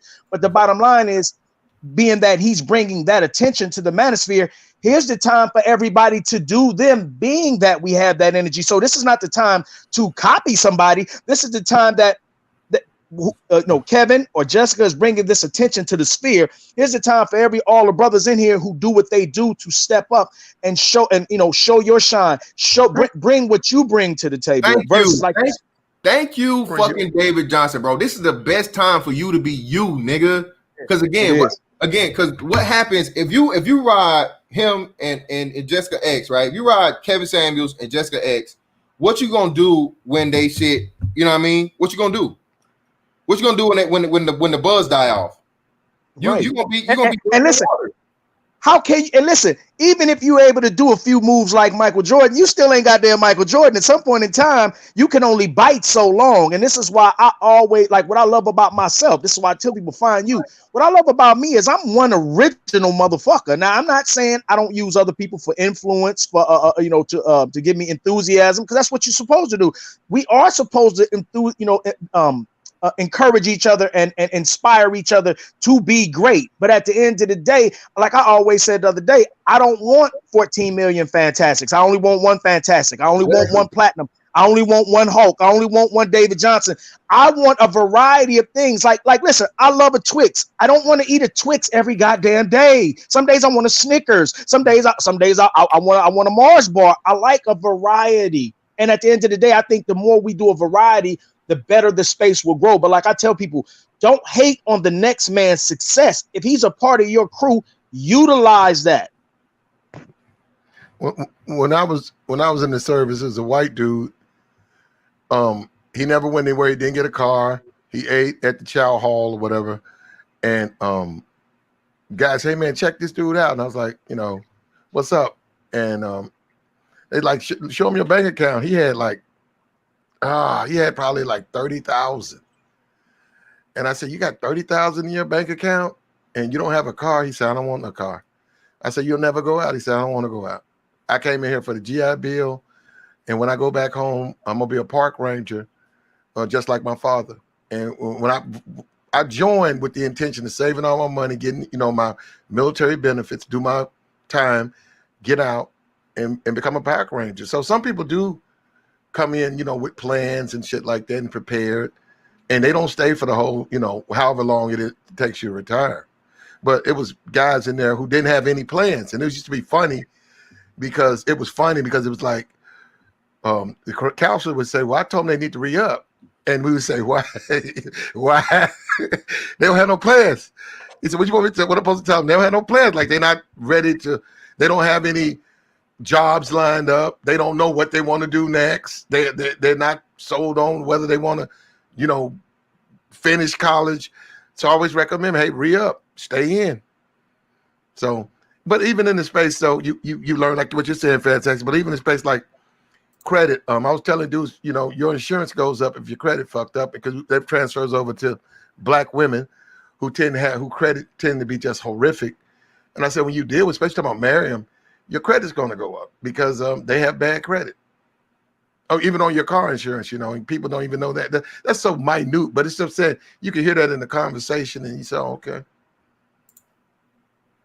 Yeah, man, and that's the whole thing, bro. Like, independence is as a man, bro, is imperative, nigga. Independence is a must. You got to know how to be able to get it on your own. If it's nobody else around you. Again, that's why they tell you, man, teach a man to fish, right? Nigga, you ought to be you can't just, you got to seek that man out to be taught. He shouldn't have to track you down. And again, that's what we give you here, bro. Again, it's plenty of sources of information, plenty of brothers with different perspectives and everything, man. Shit. Shout out to Zero for the tech shit too. Again, tech information, a lot of things that you can actually use and turn into something that you can benefit from and profit from in life. I'm saying, man. I mean, the shit I don't like is the shit I don't worry about, bro. You know what I'm saying? And like I said, if I don't like it but I'm there, I'm man enough to get up there and point out why I don't like it or what I feel like the flaws, the fallacies, and whatever it may be in it. Have the discussion, you know what I mean? But a lot of people don't like being challenged, or a lot of people see being challenged as, oh, well, you just on some, no, bro. Whatever you got to say about me or whatever, bro, or my philosophy, whatever, any nigga is welcome to get up here, had a conversation, done did it every single time. And hey, if you right, you right. But 9 times out of 10, nigga, hey, I ain't been beat yet. Just saying.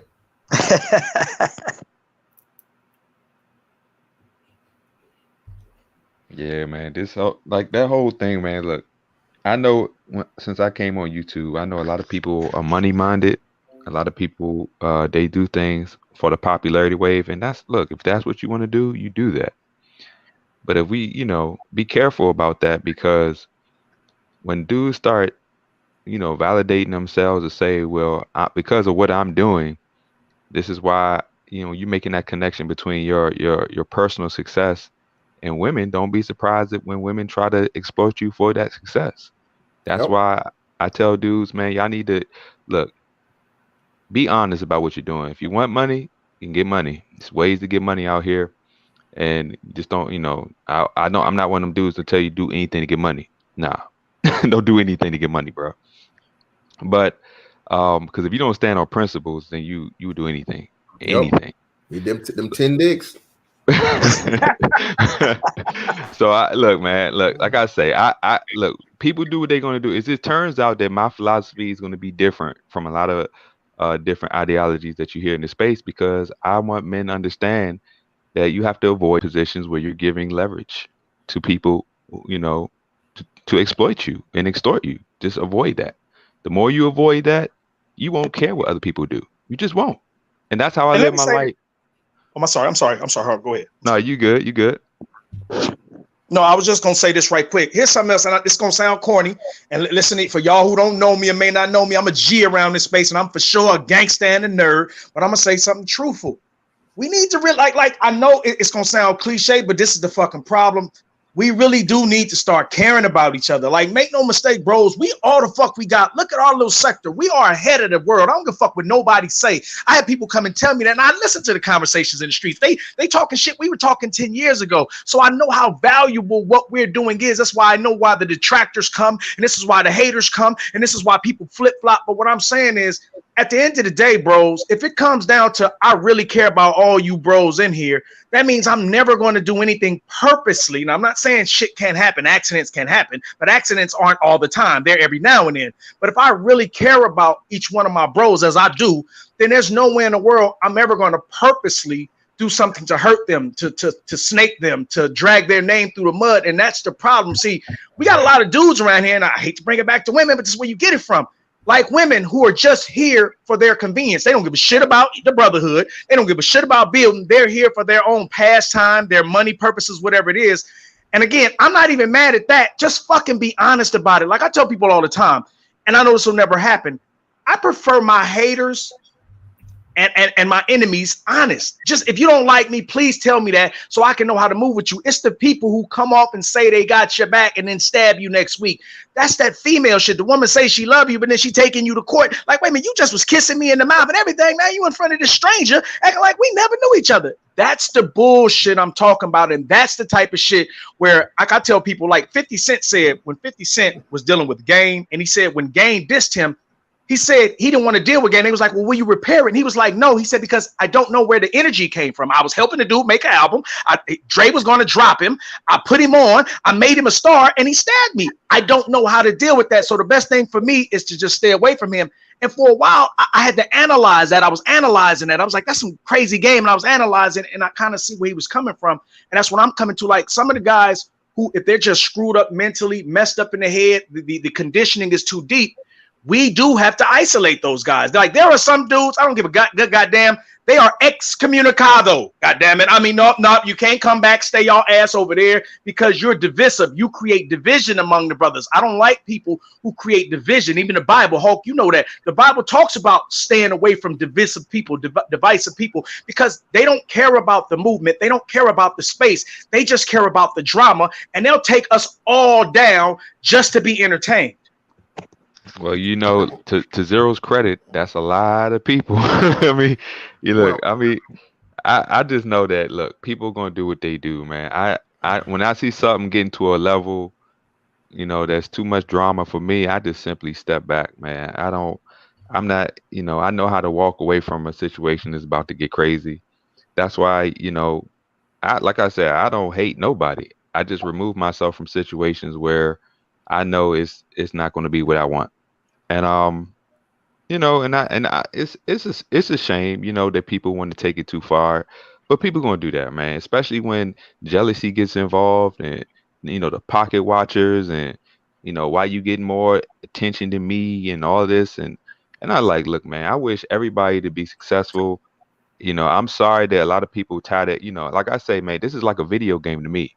You can play a video game, but you realize this isn't real life. For me, it is. It's not real life. So I just play it like I don't even play video games, but I'm just making an analogy. I treat this like a video game because my real life is not connected to this. So if I failed in a video game, guess what, y'all? I'm still winning in life. So I don't take it personally.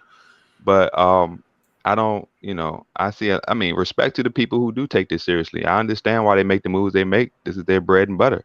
So I just, I'm not shocked by what they're doing. They're doing what's good for their brand. I just understand. I'm not going to change my thought pattern and my ideology, my thinking for anybody. I go on the same panels. I say the same thing. I go on, even if I go on Jessica X, her chat room, I say the same thing.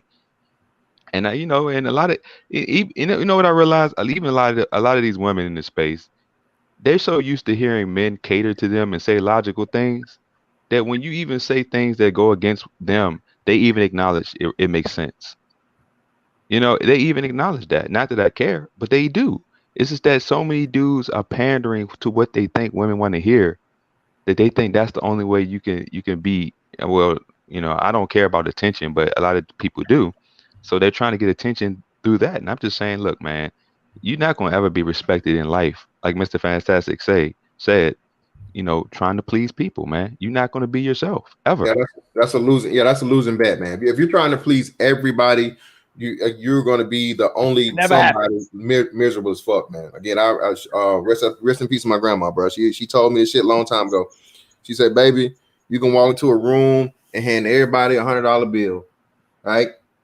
And even if you did that, it's gonna be somebody that's gonna be mad. Why you gave him that? He don't deserve that. He more than me. Oh, you got more money. You can give me more, bro. People are just never satisfied. And once you figure that out, nigga, you got life figured out. Seriously. Right. And listen, my grandmama used to say, quit busy. My grandmama used to say, stop trying to kiss people's ass while they busy trying to snatch it out your face. And I had to deal with like, that's a good point. You try to be nice. Some people you do just have like, you're gonna be who you're gonna be. I'm gonna let you go, shake the dust off my feet and move on. Yep.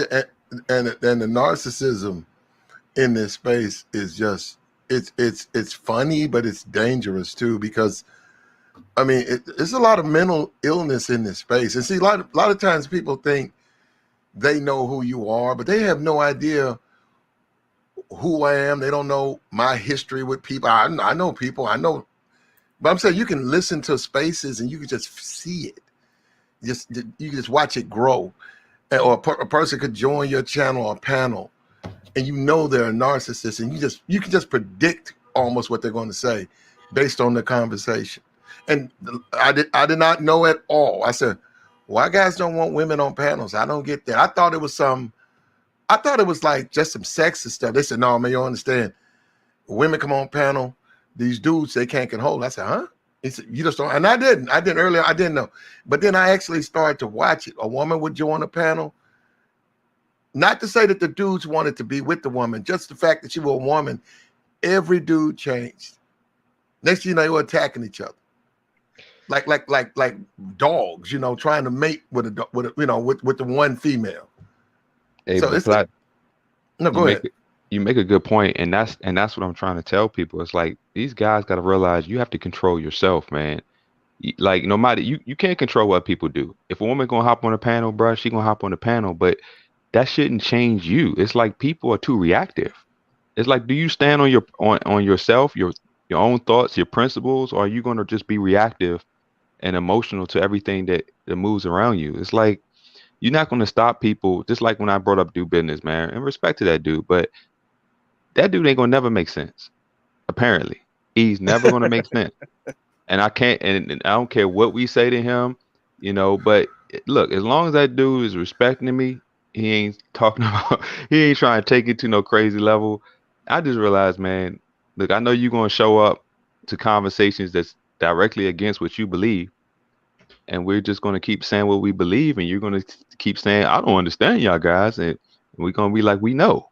And we're going to keep moving, because, that's what it is. But a lot of these dudes, they don't realize that you have to worry about controlling yourself, man. And we live in a world where But people got free will, bro. People gonna do what they do. People gonna be opportunistic. They're gonna ride waves.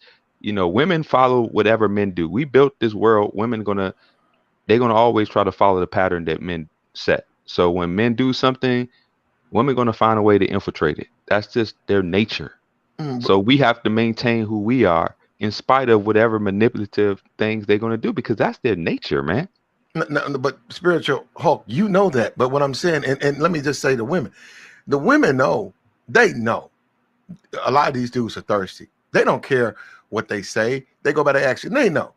So they'll join a link knowing they're going to upset those guys, knowing that if spiritual logic stays calm, has, talks to the woman, they have a real good exchange. Some dude on the panel is going to get insecure and just attack you, not because you did something to him, but he feels like less of a man because you getting all her attention and he's not.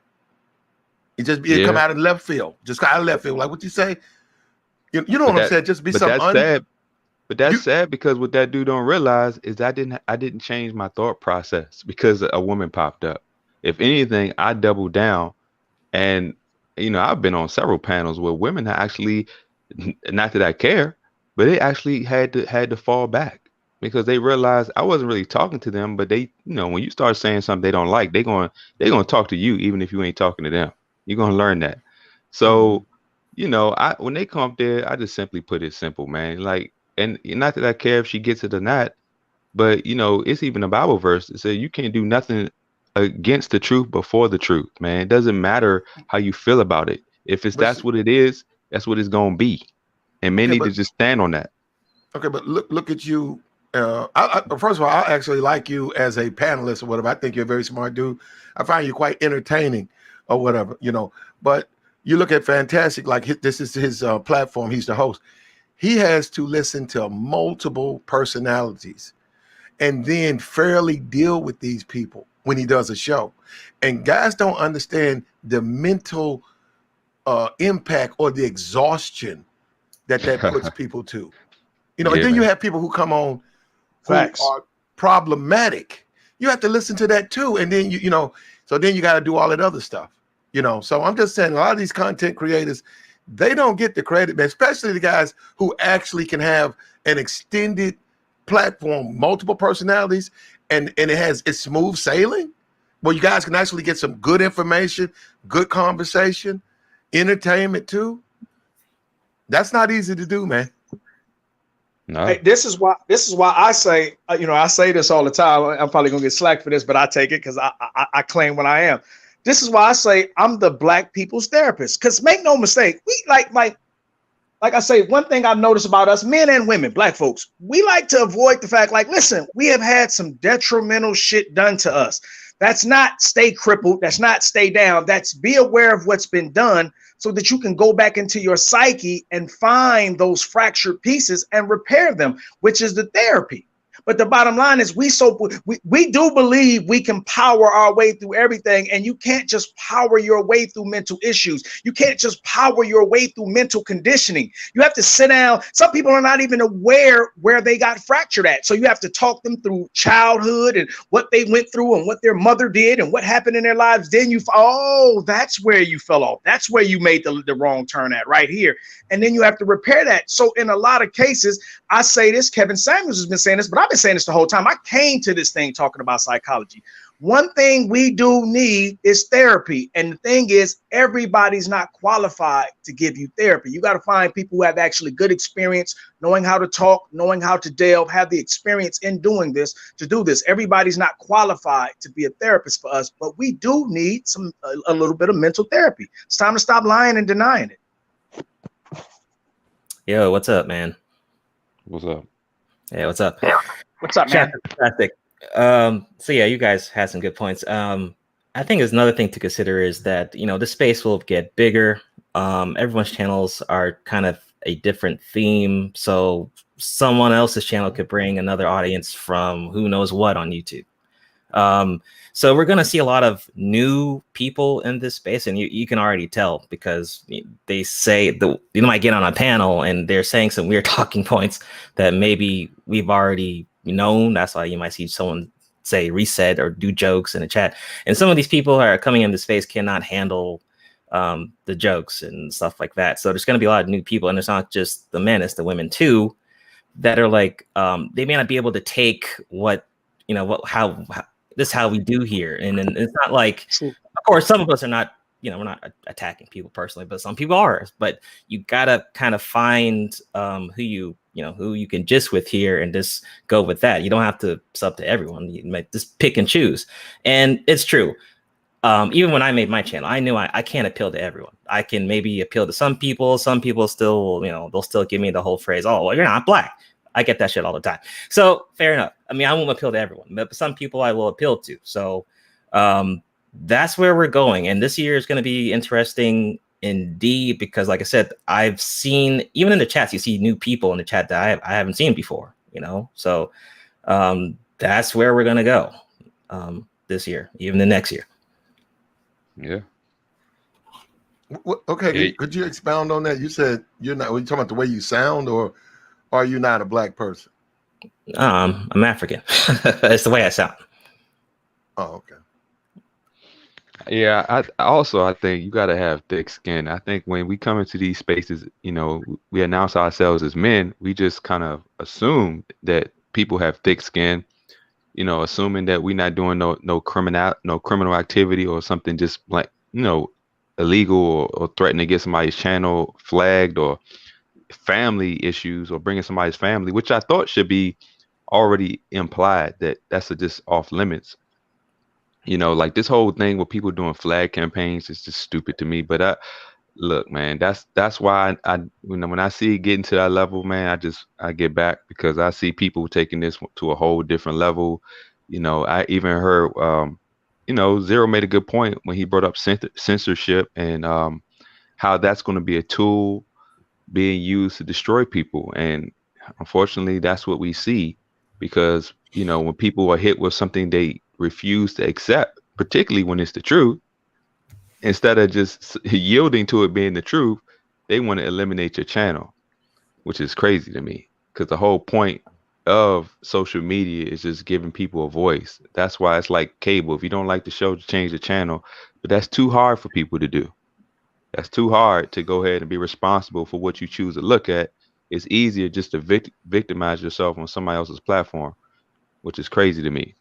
So, I think that's why I like being around people who are intellectual, but also have thick skin, also can hear things they don't agree with, but intellectually, we can have the conversation, and we can sharpen each other, and we can get to, we bring in evidence, and we're investigating people's thought processes and stuff. That's what I like. I don't really care if we agree, because I know, me being a biblical person, I'm gonna get pushed back all day. I came onto social media expecting that, because of the way the world is and the problems I'm seeing in the world. And I'm realizing that, like the first thing I had to do is I had to tell people that what you see in a church is not the Bible. That's the first thing I had to tell people. And I know people say, well, there are things in the Bible. I was like, look, man, let's get over that first, one step at a time, because a lot of people, they can't get past that, but they haven't, they don't have. It's like the world. There's a lot of inconsistencies and illogical things that the world promotes that's totally have nothing to do with the Bible. The world's promoting that. Like I tell people, alternative lifestyles did not come from the Bible. Feminism didn't come from the Bible.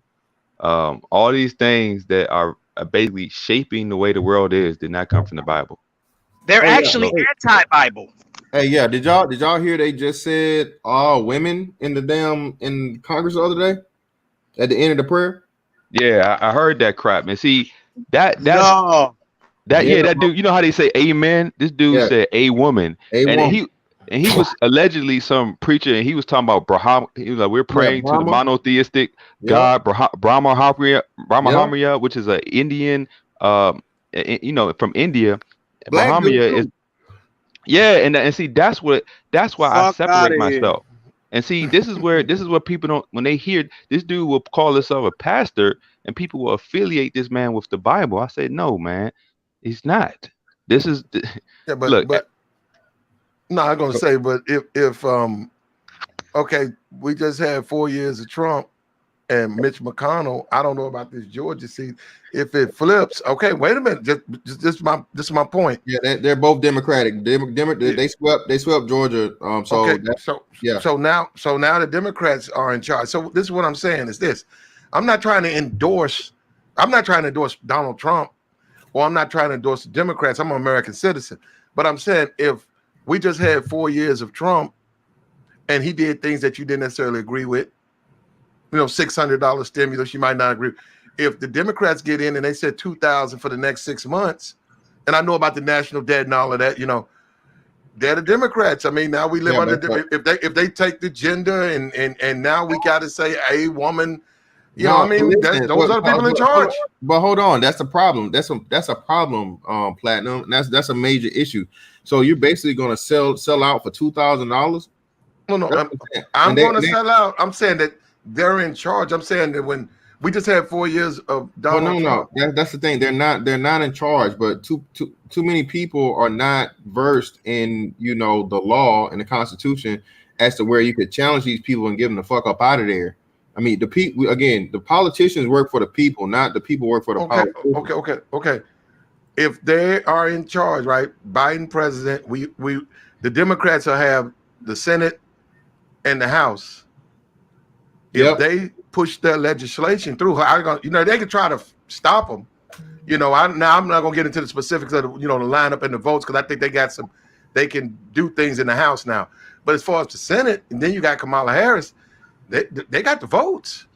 And so if they do dial that number up, 20, if they say we're going to go 2,000 back paid to a year or last year, they're in charge. They cannot stop them any more than they could stop Trump. Yeah, but that's what I'm saying. Listen, that's what I'm telling you, Platinum. People don't understand like the poison pill that is, bro. That's literally going to break the economy, bro. And like I said, I don't want to turn this into a 10-4 Tuesdays, but that's by design, bro. Listen, two things about to happen. They about to give more money and spend more money. They about to ramp the defense budget up and all this other shit, what have you. And it's probably going to be some type of named conflict here shortly. And that, bruh, it's going to be the beginning of the end. Just saying. I'm sorry to tell you, but I hope you niggas is up on your Chinese, man. You're making a plan. So Chinese different dynamic, though. But I'm just saying. So now this is my opinion. I personally don't think they give a flying flip about the national debt. I think they don't care if they're triplet or whatever. I think the worth of the United States is like 123 trillion. They only owe like 28. So, and the Chinese going, like the world really wouldn't survive without the United States. But what I'm saying, I understand the complaint, but they're going to turn around. But see, they can't stop it. Okay, you tell me how, if they say we want to do a stimulus, 2,000 back paid for 10 months, I'm waiting. Tell me how. Bro, you can't. They can't. For one, they're not even doing that. They're not. Kamala was talking about something like that. But bro, they only talking about the $2,000 payment or whatever the fuck to appease the people. Was that too is going to throw another billion, if not $1 trillion, on top of the national debt already. That's what people didn't understand about what President Trump was trying to do. He was trying to get them to rework the numbers and work that money into the deal that was already there, so you wouldn't have to go back and add to the deficit again. Listen, bro. Like I said, this is a whole nother thing, but if people really understood what's really going on here, and you can see past just the fucking surface, and $2,000, which, hey man, if you get the money, by all means, and you can do something smart with it, do something smart with it, because again, 5 to 10 years from now, you're gonna need it, bro. You laughing, but I'm telling you, bro, the America as we all know it, and all of us here are grown ass men, bro. You'll be lucky to see it in 10 years, bro. Okay. You'll be lucky to see it in 10 years. But you're ignoring what I said. Now we don't even know. We don't know if he's gonna leave. So I'll give you that. We don't even know if he's gonna leave. We don't know what's gonna happen. But I'm just simply saying, I just did 4 years under his administration. No one said, Platinum, what do you think about this? Platinum, what you gonna think about that? I was a citizen. I simply was. I live in America. I'm an American citizen. Now we have a Democratic control. I'm looking the same way. Look, I don't want to say a woman. I think gender matters. I don't want to have to dress people by pronouns. I don't agree with that. But hey, man, I do have to accept that they are in control, and that's what they're all about.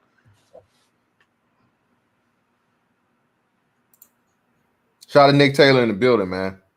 Yeah, man. I'm telling you. Listen, bro. I know what hyperinflation is. I am simply saying that's what they say they're going to do. So I don't think they care. Yeah, of course they don't, because they working. They pay agents for somebody else. We got Sir Tice in the building. What's up, bro? Hey, first of all, Happy New Year, brother. What up, Dave? Thank What you, up, man. Spiritual? What's up, What man? up, Platt? What's So Happy New Year to you, What's up? brothers. What's up? I didn't Salute, bro. I didn't hear the whole thing, fellas. So pardon me. I had to do something called working for a change. But it's just something that Platt had just mentioned that I wanted to just expound upon. When you always need a check and balance, okay? Especially in government, because when you have a free will at the budget, man, things can go awry. So the last time this happened, I want to say is in 2009 or 2010, when the Hope Man came in, right? And everybody's expecting all this, oh man, we're gonna get something. What did black people get out of that? Guess what they got? We got cash for clunkers. Y'all remember that crafting program? Okay, we got cash for clunkers that took actual good working cars off the road to artificially stimulate the environment. You got an auto industry that should have, and I'm from Michigan, so this is near and dear to me, but that should have not, they say too big to fail. Disagree. Everybody else's has to fail. And you got banks that was bailed out when they were some of the biggest criminals of things. Okay, so now the Democrats, and listen, let's be clear on this. I'm more of a libertarian than I am a Republican or Democrat, meaning I just care about the freedom and all this, freedom of choice, access, and all that. Man, what you're going to see right now is the Dems put on this front often that, no, they're about the people and all this. So Platt was just mentioning, and Platt, I'm not attacking you on this. I'm just going to one of your. I'm just going to one of your. I'm not a reference Democrat, points. but go ahead. I know you're not. No. I'm just saying. I'm just going on your reference points, man. People looking into that pork stimulus thing and looking at the 600 or 2,000 or whatever it is, they ain't looking at. That was only a small part of that 5,000 page bill. It was all this other money to all these other countries and regions. We've already discussed on this very channel about how one certain group collected $10 billion and that money hasn't gone to any of the black organizations. So my point is that they use, and lastly, the Democrats are very big on immigration. And we very much, and this is not no tinfoil thing, fam, but we love talking, not us here per se, but we love talking about we was immigrants too. No, we weren't immigrants per se. All of us weren't. We built this, we entitled to this, but how they love to bring in immigration to get the votes swayed their way. And we all know how that takes away the jobs for people that work. But people don't want to talk about that. And when you have, like I said, a Senate, a House, and the person who has the master veto, the president, who's all on the same page, and we all know that the president bows to President Xi or Premier Xi in China. So yeah, this is pretty huge. So I just wanted to just add that. Hey man, shout out to Barrington G for the $10 cash out, brother. Greatly appreciate you. And damn man, I did not know that they had, like, you know what I'm saying, bruh, and they trying to block this shit. This is kind of weird. I didn't put anything wrong in here. Okay, let me do this again to see what the hell happened, why they stopped it. But let's see. Is it a keyword block? Damn, nah, bro, it's crazy. This is what I said, and they're blocking it. It's kind of weird. So let me put it on YouTube, see what happened. But shout out to 668. Appreciate you, bro, for the 5. It would be nice if y'all had people from the other side to talk about this with you guys. I would be interested to hear the rebuttal. What do you mean when you say the other side? 668. Let me know what you're talking about. What's the name? What is that? I was literally just in a conversation before I came on with this one brother in Georgia. I said, okay, now that you're doing your coon dancing in the streets, since everybody's a coon that don't agree with you, y'all the ones acting more like coons. I said, give me some policies that you're going to come up with, because it seems very socialist to me. And he literally told me, this is a black man that told me, well, if it's socialism, so be it. Is this how we broken? This is how we broken, that cats don't even realize that you are the sacrificial lamb for this to succeed? I don't get that one. They don't know. They don't know no better, bro. They don't know. I don't get that. So black people are the sacrificial lamb? Oh, absolutely. You're the Trojan horse. You worse than that. Worse than the sacrificial lamb. It's a double entendre. You're the Trojan horse and that. Bro, they are not letting me. So hold on. Can y'all see my comment on the thing? My last comment at Young No. Swift. Bro, listen to what I'm telling you. This is what they blocked. Let me tell y'all what YouTube blocked. I'm gonna read it to you verbatim. I added Young Swift, right? And it's saying, Young Swift, you always start with the children because the children become the future adults. YouTube is blocking me from saying that. I don't have any of those words blocked in my thing, but YouTube will not let me put this on YouTube, bro. This shit is real, y'all. Yeah. Paste that in the back chat. Let me see if I can add it. I'm just curious if it's like it's on you versus. Yeah, let's do that. Let's see if they'll let somebody else add it. And I noticed they only do that in certain people's chats. I know there's certain things I can write in certain chats, and in certain chats I can't. Yeah, see if one of y'all can type that, man. Well, you know, David, that's probably you because you be saying all kind of shit, you know. I agree. I don't want to turn into a political discussion, but because I'm intrigued. I mean, like, so you guys think that like my question is always, are black people free? That's a very good question, actually. No, I think that's because like if my point is this: if they're free to make mistakes. If we're free, I'm free. I'm free to make a mistake. So if I can vote for who I want to, because that always takes me back when they said, well, black people are too stupid to vote because they won't vote for the right thing. And it was like, well, then you're saying they're not free, because if they're free, just like some people voted for Trump, and I can say, man, I don't think that's a smart vote. Well, no, they're free. Some people voted for Biden. I can say, I don't think that's smart. We live in a free society, so they want. Yeah, but I think you gotta understand people's highest aspiration. People's highest aspiration is Wakanda. So when you say free, they ain't gonna admit to be free until they get Wakanda. Okay, so so you actually believe that in a serious conversation, spirituality, that black people want Wakanda? No, hold that thought. I don't think there's a problem with that. But no, hold on a second. I think, Platt, when I hear you say free, do people understand that being free, liberty, and all that has responsibility?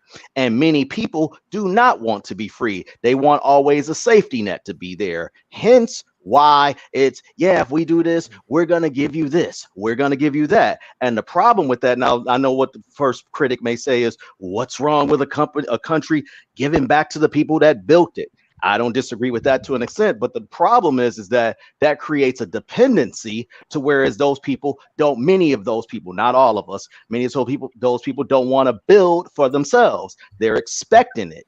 But that's true, but they'll never say that out loud. That's the truth. But they, black people want to they believe they can muscle their way through the U.S. military, and we can turn this place into a black everything, a black utopia or something like that. I got a good one that Platinum was on. Let me say this. Platt, on your show, I didn't join the panel, but you had two young ladies, for example. I want to say Ramil. Yeah, it was Ramil on there. You know what I'm talking about? Yeah, I remember. Yeah. Okay. And them women, they was talking, not to rehash the show, but they was talking about pump and dump. And she was like, well, why is a woman can't do it? And she's like, well, I can. And this chick was literally, fellas, saying, I can get welfare. Now what? I can get free housing. Now what?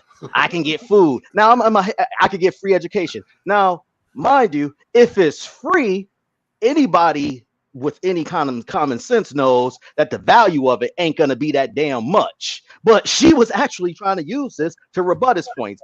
Personally, I think she was full of shit. But my point is that people do have this mindset. Well, if I have the baby, the state will take care of it. But wait a minute. Now, I'm not endorsing that, right? Okay. But is she not telling the truth?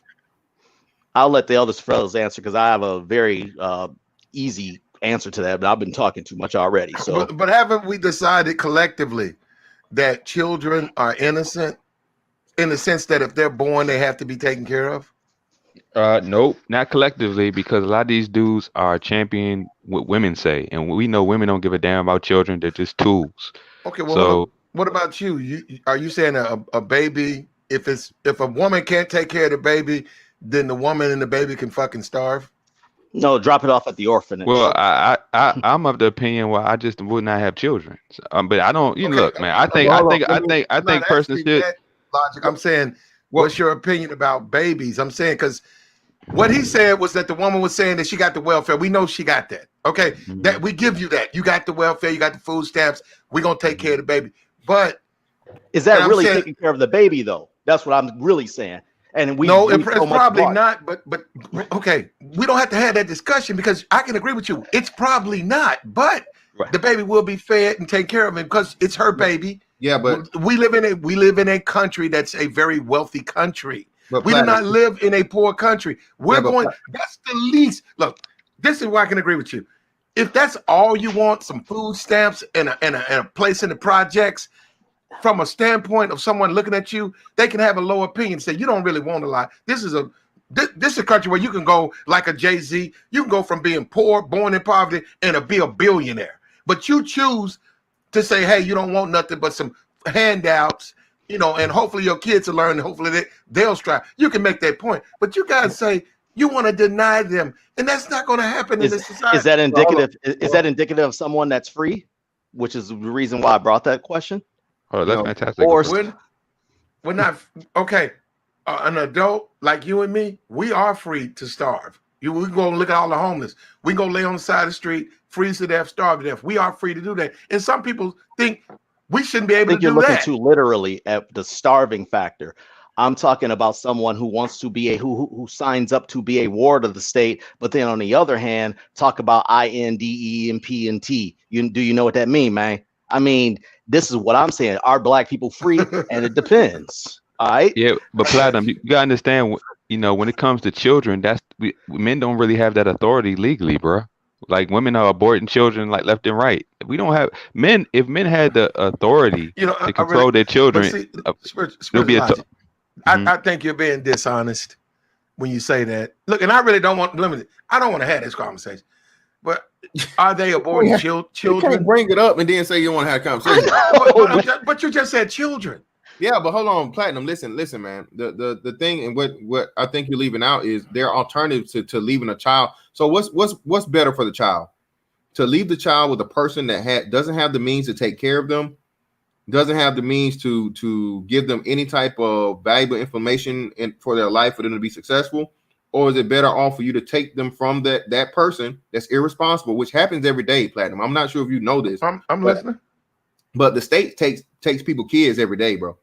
So if and once you find out that a person has been unfit to be a parent, because men get this harsh truth through court systems every day. When a man asks for custody, the man he can have a job, he can have a home, he can have the best possible situation. And this is regardless of color. This isn't just a black thing. This is black, white, Asian, or what have you. You know what will happen? For the sake of the money and for the sake of the benefit of the state will let the child stay in the worst possible situation. They'll let the state stay with the worst parent. Again, because people don't fight this, because women are selfish as hell, and they don't care about their children or the future, they're willing to keep their children to get the little bit of money that they need to survive off of, because they're literally surviving off of birthing children. We got to start calling this out as it is. These women aren't mothers, they're just birthers. There's a difference. Your ability to have a child doesn't make you, just like, remember, we got to start flipping this shit, man. Oh, having a baby don't make you no father. Okay, having a baby don't make you no mother. But to Platinum's point, doesn't that mean that they're free to make those fucked up decisions? No. Even though they're free to make the fucked up decisions, just as the state does with the men, or when they have to and they're forced to because a woman has been so abusive or so detrimental to her child that she has to take them, you can prevent that. There's a way for prevention, or as soon as you see certain traits and certain things, to remove that kid, man, and give them to somebody that's actually, and I'm not talking about, I know the foster system has its gripes. I understand that. But again, if you stop doing like the foster home thing, and like where you let people get, 37 kids for the sake of the money and all this other shit, and it's people that actually want the kids, man, it'd be totally different, because there's a lot of people out here that can't have children, bro. Having children, again, they tell you that in the fucking Bible is a blessing. So by all means, bro. But shout out to Trunk Toys for the 5. Hold on, let me get this shit. Speaking of block, WHO scientists were denied entry into China to study the origins of Rona. Not surprised about that. Shout out to Fastest Life for the 199. The men's in the chat ain't high value like the Bible. To the Bible. And shout out to O'Shea Duke Jackson in the building, man. What up, everybody? What's going on, O'Shea? You got it, bro. Hey, real quick before Jason say something, Platinum, let's get this back on track. The original point was talking about, like, I mean, I think you actually asked a reasonable question. Like, okay, so they are in office now. What, like, what does that impact you? And I'm simply saying that what's on the surface, what they preach, is clearly not what they do. And this is why I say you always need a check and balance, to an extent. Now, obviously, when you have that check and balance, sometimes you have a stalemate or there's things don't move, but sometimes it's better because they're going to be throwing a lot of things and money. As somebody just mentioned in the chat, I just took a glance. He was like, America's surviving on debt and credit. And he's spot on, So that's how we got into that. And I just gave a real low down, dumbed down example because it was on your show of what she was saying, and she was actually saying that, like, yeah, well, we can do this, we can do that, where anybody fucking know that they wouldn't want to break their kids coming up under that. So why the hell would you want to bring kids into that? No, wait a minute. Now, you don't want your kid. See, this is my position, because people come from different spaces in our society, right? We are American citizens. Right, from different environments. I agree. So you're saying that some people actually want. If you're a woman, right, and you live in a welfare system or whatever, actually, if you want to be for real, that might be your best position to vote for the Democrats, because hey, you're on welfare and they're gonna give you some money, and you're gonna be on welfare. You're not gonna work. You're gonna raise your kids. So when people, that's what I'm saying. You have to understand. For you might be a working man or a small businessman. Well, it's not good. And you're trying to say, hey, this is not a good thing because we need to go this direction because it's better for me. And I came from your situation. I'm a businessman. I'm improving. I want my kids to be like, but see, you got to understand, that's what I'm saying. They're free. But they're not looking at the big picture. No, Georgia citizens are free. So what we have to do, in my opinion, that's different, because you're not asking me what we need to do. My thing is we have to empower those people so that they can see that there's so much more than, Section 8 and food stamps and somebody selling some dope. Hold up, empower who? The people. Let the people know. We gotta let the people know that exists. There's a lot of people in those positions, man. They don't even think, they don't see beyond the welfare bubble. No, that's because I'm a trap down the street, put rims on my Chevy or whatever, and have a couple of kids, and then let me say this, Platt. In 2021, I'd accept that in fucking even 1980 when people still had black and white TV sets. In 2021, people can actually, look on their God, aka the TV screen, that they worship, and look and see black people, even on TV, even though it's the number one propaganda vehicle out there. They can see black people in different facets, areas in life. So for them to say, well, just because the people I'm around, this is all, that's a cop out. I used to buy into that, not anymore, because you are literally one email or one instant message away from somebody. You want to know something about something, you can, email somebody who's actually doing that in the industry. Now, if they don't want to do that, that goes back to them. But this lack of exposure is what I'm saying. Nah, I'm not buying that anymore. Well, all I'm saying is people on the system, and they got white and black, and they have a right to vote. Yeah, but here's the thing, Platinum. It's naive to think they won't vote for what's in their best interest. Platinum, empowering the most irresponsible people is why there's no black community now, bro. Yep, thank you. Niggas run black people, and that's the problem. Thank you, Hope. That's what we're trying to get away from, bro. Again, just free. Okay, but we're still free. How do you do that in a free society then? What do you mean? How do you change that dynamic in a free society? You educate empowering niggas. You educate. Run the black community. Okay, well, it's still free people. You educate the people, and the people become more knowledgeable, and they move better within their own best interests. Again, smaller demographics in Asians and people from Israel are the template that black people should have implemented long time ago. But because you depend on the government, you have a welfare state mentality. You let these politicians come in and say, hey, we're going to give you free shit and we're going to end racism. Okay. Which both is a lie. There is no free lunch. You notice too that they stopped saying that. Y'all understand? Stop saying that. There is no free lunch. Somebody pays for it. If you pay taxes, you're paying for that. Okay. So literally, Platinum, when you're making this excuse, or you're enabling people to be on welfare, which I understand. Listen, if a person has a down, hold on, let me finish. If a person has a down point or whatnot, what have you, and you need help, by all means get help.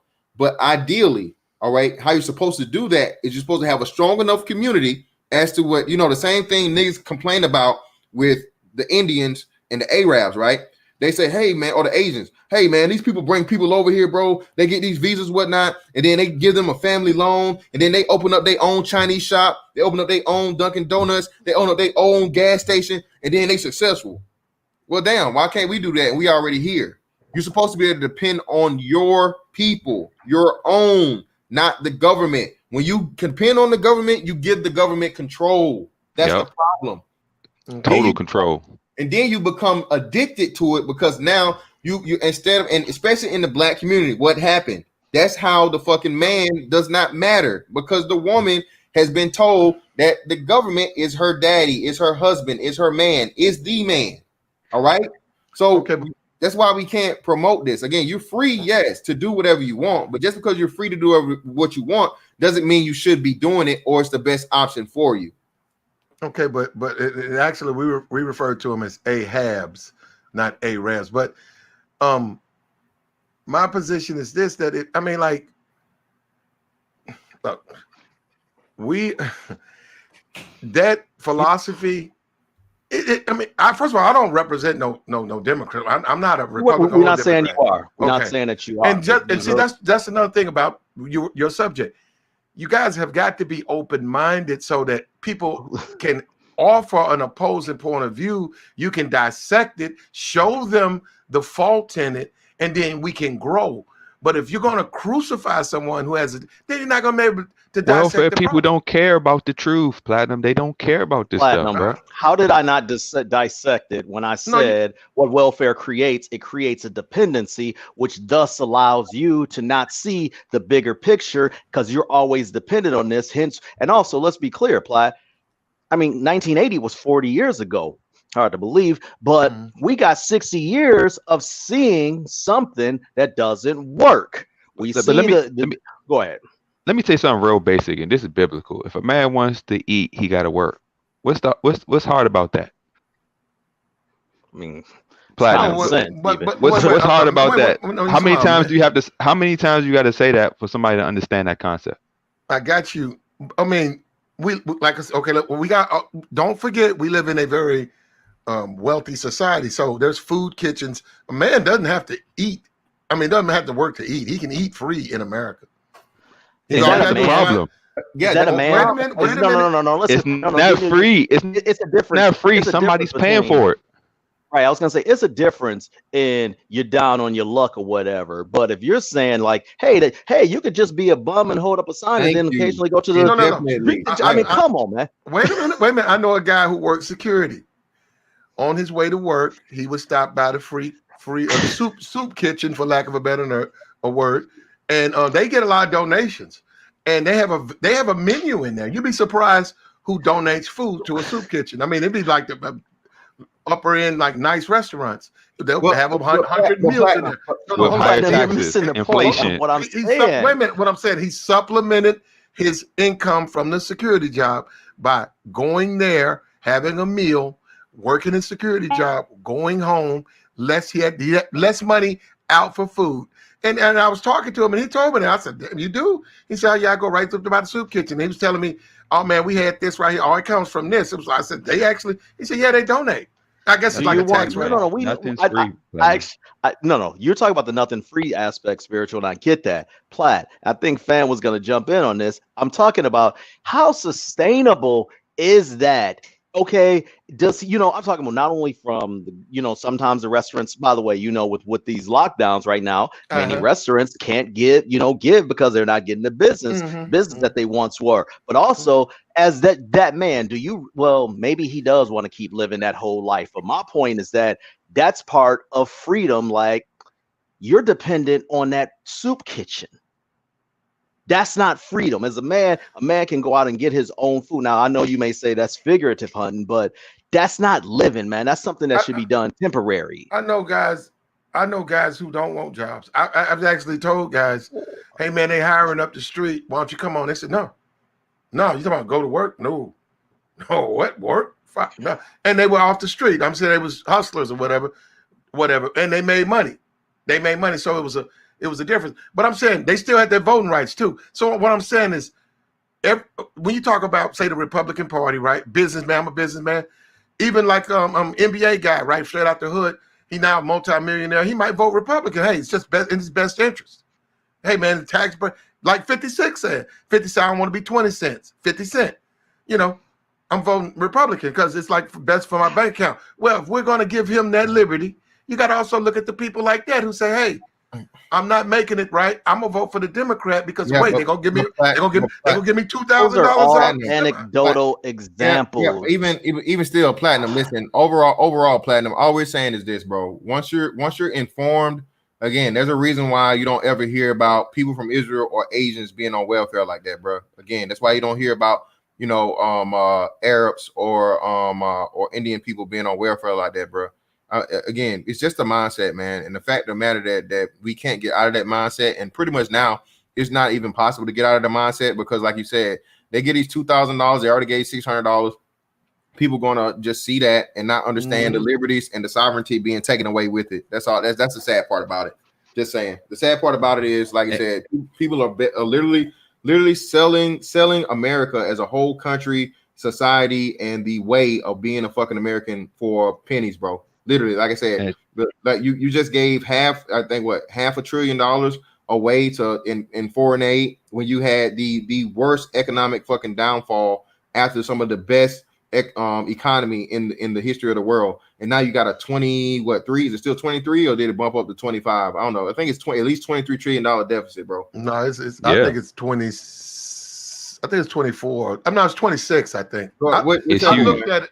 It's on the web. It's constantly updated. I looked at the last time I saw it was 26. Well, all I'm gonna say, man, to all you cats out there, and I'm gonna kick it to you, Hulk, after this, man. Y'all be extremely mindful of your finances, bro.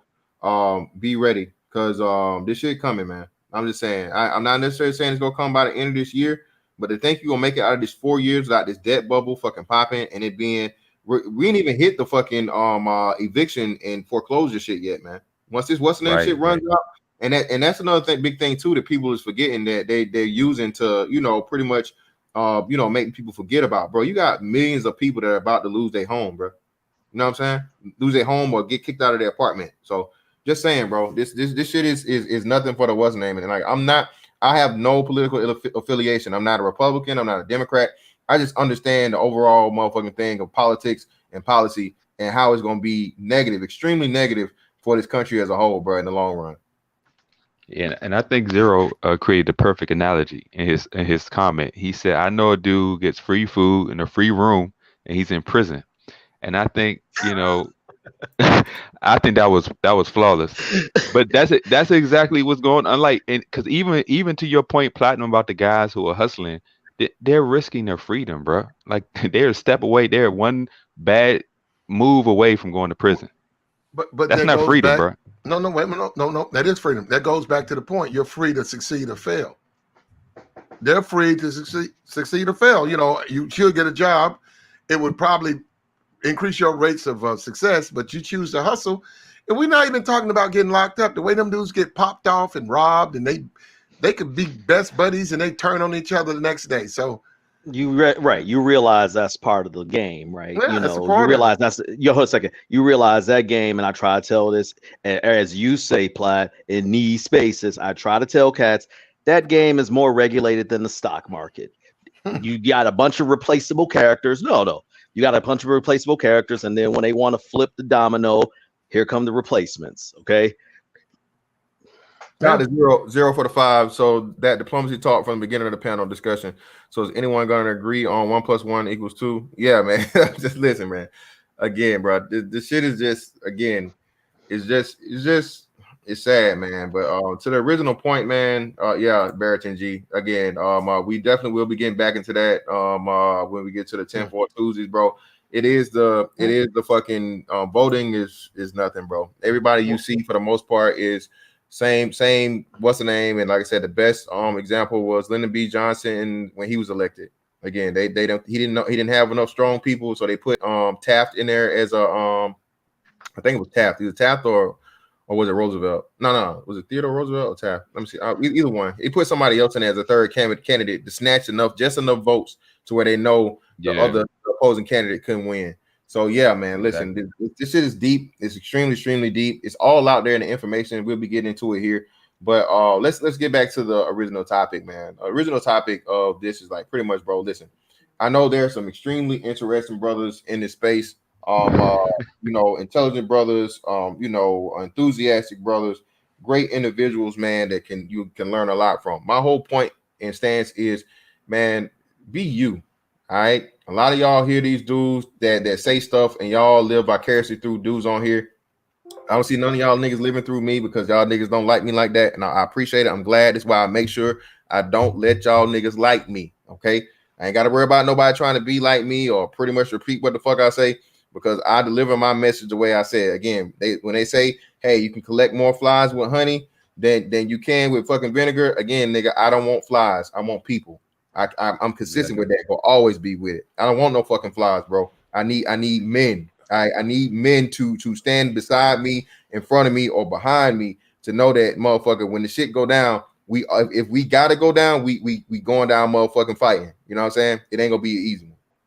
But you know what, Mr. Fantastic? It's real tough to be a pioneer, man. It's real tough to be that individual who's not afraid to stand apart. You know what I'm saying? Like when you come into a space like this, especially if you come with your own message, you come into to stand apart. You want to separate yourself from the crowd, and a lot of people, that's a lot of pressure. That's a lot of pressure to be the only one defending your point, to be an island, to among the ocean.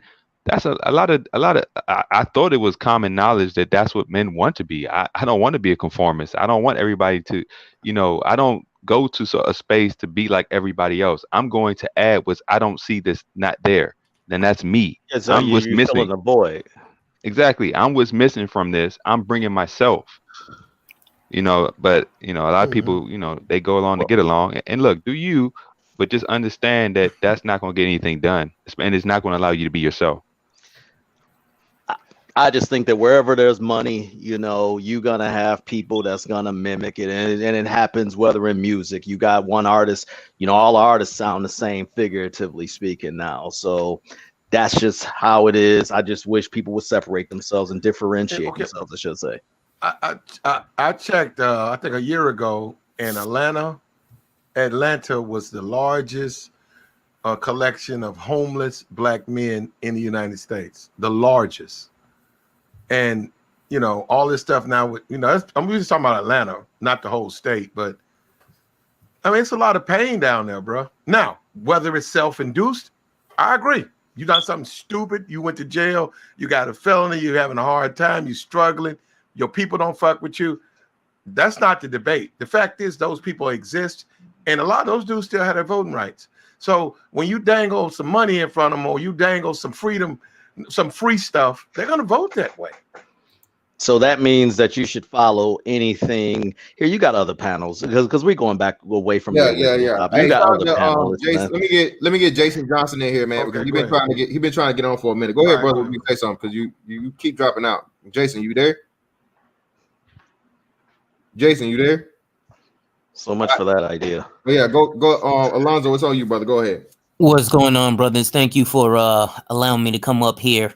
I actually am very happy about this one, Mr. Fantastic. I see you all over the place. But this topic actually is very important to me. I am new, I guess you could say, to the Black Manosphere. Like somebody else, I think Sir Tice was mentioning, you're gonna have people who are coming in here new all the time. And I'm fairly new, I guess. Come to find out, I was watching, I guess, Manosphere 1.0, which was Tommy Sotomayor in 2013. But now I'm back into this space, and I'm in a different point in life. I'm married and all that.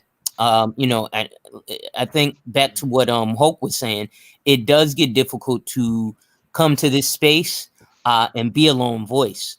Prime example, again, being new to this space, a lot of these talking points have probably been hit already, but I go on certain other panels, which I'm sure a lot of you are familiar with. And, my first time on that panel, I was like, yo, it sounds like a bunch of men crying about women, not about men trying to be men. You know, and it like, you know, I don't want to diminish, because there are some good topics that come out of it, but you know, at the end of the day, it sounds like a bunch of dudes up here crying because they got, you know, they couldn't get the hot chick in high school.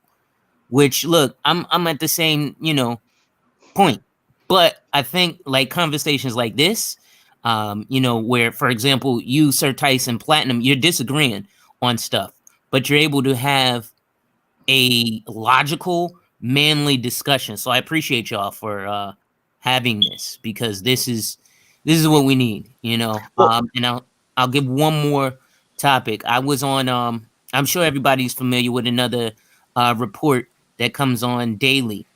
And you know, I work in insurance and financial services, as well as a licensed real estate agent in the city of New York. And I invited 2 weeks prior to a bunch of men to come to, you know, the webinar that I was having. And the webinar that I was having was me, a licensed real estate agent slash insurance agent, plus my mortgage banker, plus the real estate attorney. And we were answering questions and showing people, you know, how to do things that in this space they said they wanted to do, which was buy a house. Oh shit. And when only 2 men showed up, one of the men who showed up came on the panel and said he's upset with the rest of the men because y'all are saying y'all gonna do something that y'all want, which is a house. And this man put everything in front of you: the licensed real estate agent, the licensed insurance agent, the licensed attorney, and the licensed mortgage broker. And only 2 of you Negroes showed up. So he was saying, you know, it seems like this space is just where niggas come to cry. They don't come to really. Well, hold on, brother. Well, wait, because I hear you. I hear it coming, but again, I don't know who this was. So, like I'm saying, I don't know. This is a big thing too, Alonzo. And listen, this is I now you are right. Niggas want the nigga shit more than they want the business shit. We definitely got to get away from that and, you know, do more so of the business. But hey, shout out to O'Shea. Shout out to Gabe. I guess Gabe's in here. I think he had Sub-Zero and an actual what kind of a lawyer on last night. He was a lawyer. The brother was a lawyer on. So again, we brothers are coming around, because I think O'Shea went to where niggas used to want to be in there 100 deep to now I think he had like 300, maybe 400 people in there last night. So again, man, you got to give brothers time, Alonzo. This is what I'm realizing, man. And again, this shows, this actually is a good thing because it shows the growth. Now, I don't know what channel you went to. If you want to mention it, you can mention it, because I mean, it don't matter to me. But it's what's their following. Are they usually how many people are they getting on the usual? Because this is what I can tell you. Oh, I mean, he's got a big following. It's a Roger Report. Okay, Roger Report. Okay, okay. Well, like, everybody keep talking about him. I got to get over to his shit. Shout out to him, because I haven't been. And again, I know of him. I've been on panels with him, but I've never ever watched Roger Report, not one time. And not because of no beef. Listen, not because of no beef, not because of what. It's just, bro, this is how big the space is, Alonzo. You see what I'm saying? And then it's different things too. Like if I'm on live and fucking Bernard Riley's on live, or if I'm on live and Obsidian's on live, I'm on live and O'Shea is on live, so people are subscribed to many people, different people. Right. So it's several different things. So, bro, if you want to do it again, by all means, bro, hit my email. Especially, you know what I mean, definitely talk about business, home ownership, and men being, their own what's the name, what have you. But oh shit, yeah, Zero, by all means, man. But you partially right, but don't throw us all away, brother. Just be patient, have the hope, and hey, you're doing God's work, brother. That's Alonzo, let me say this real quick.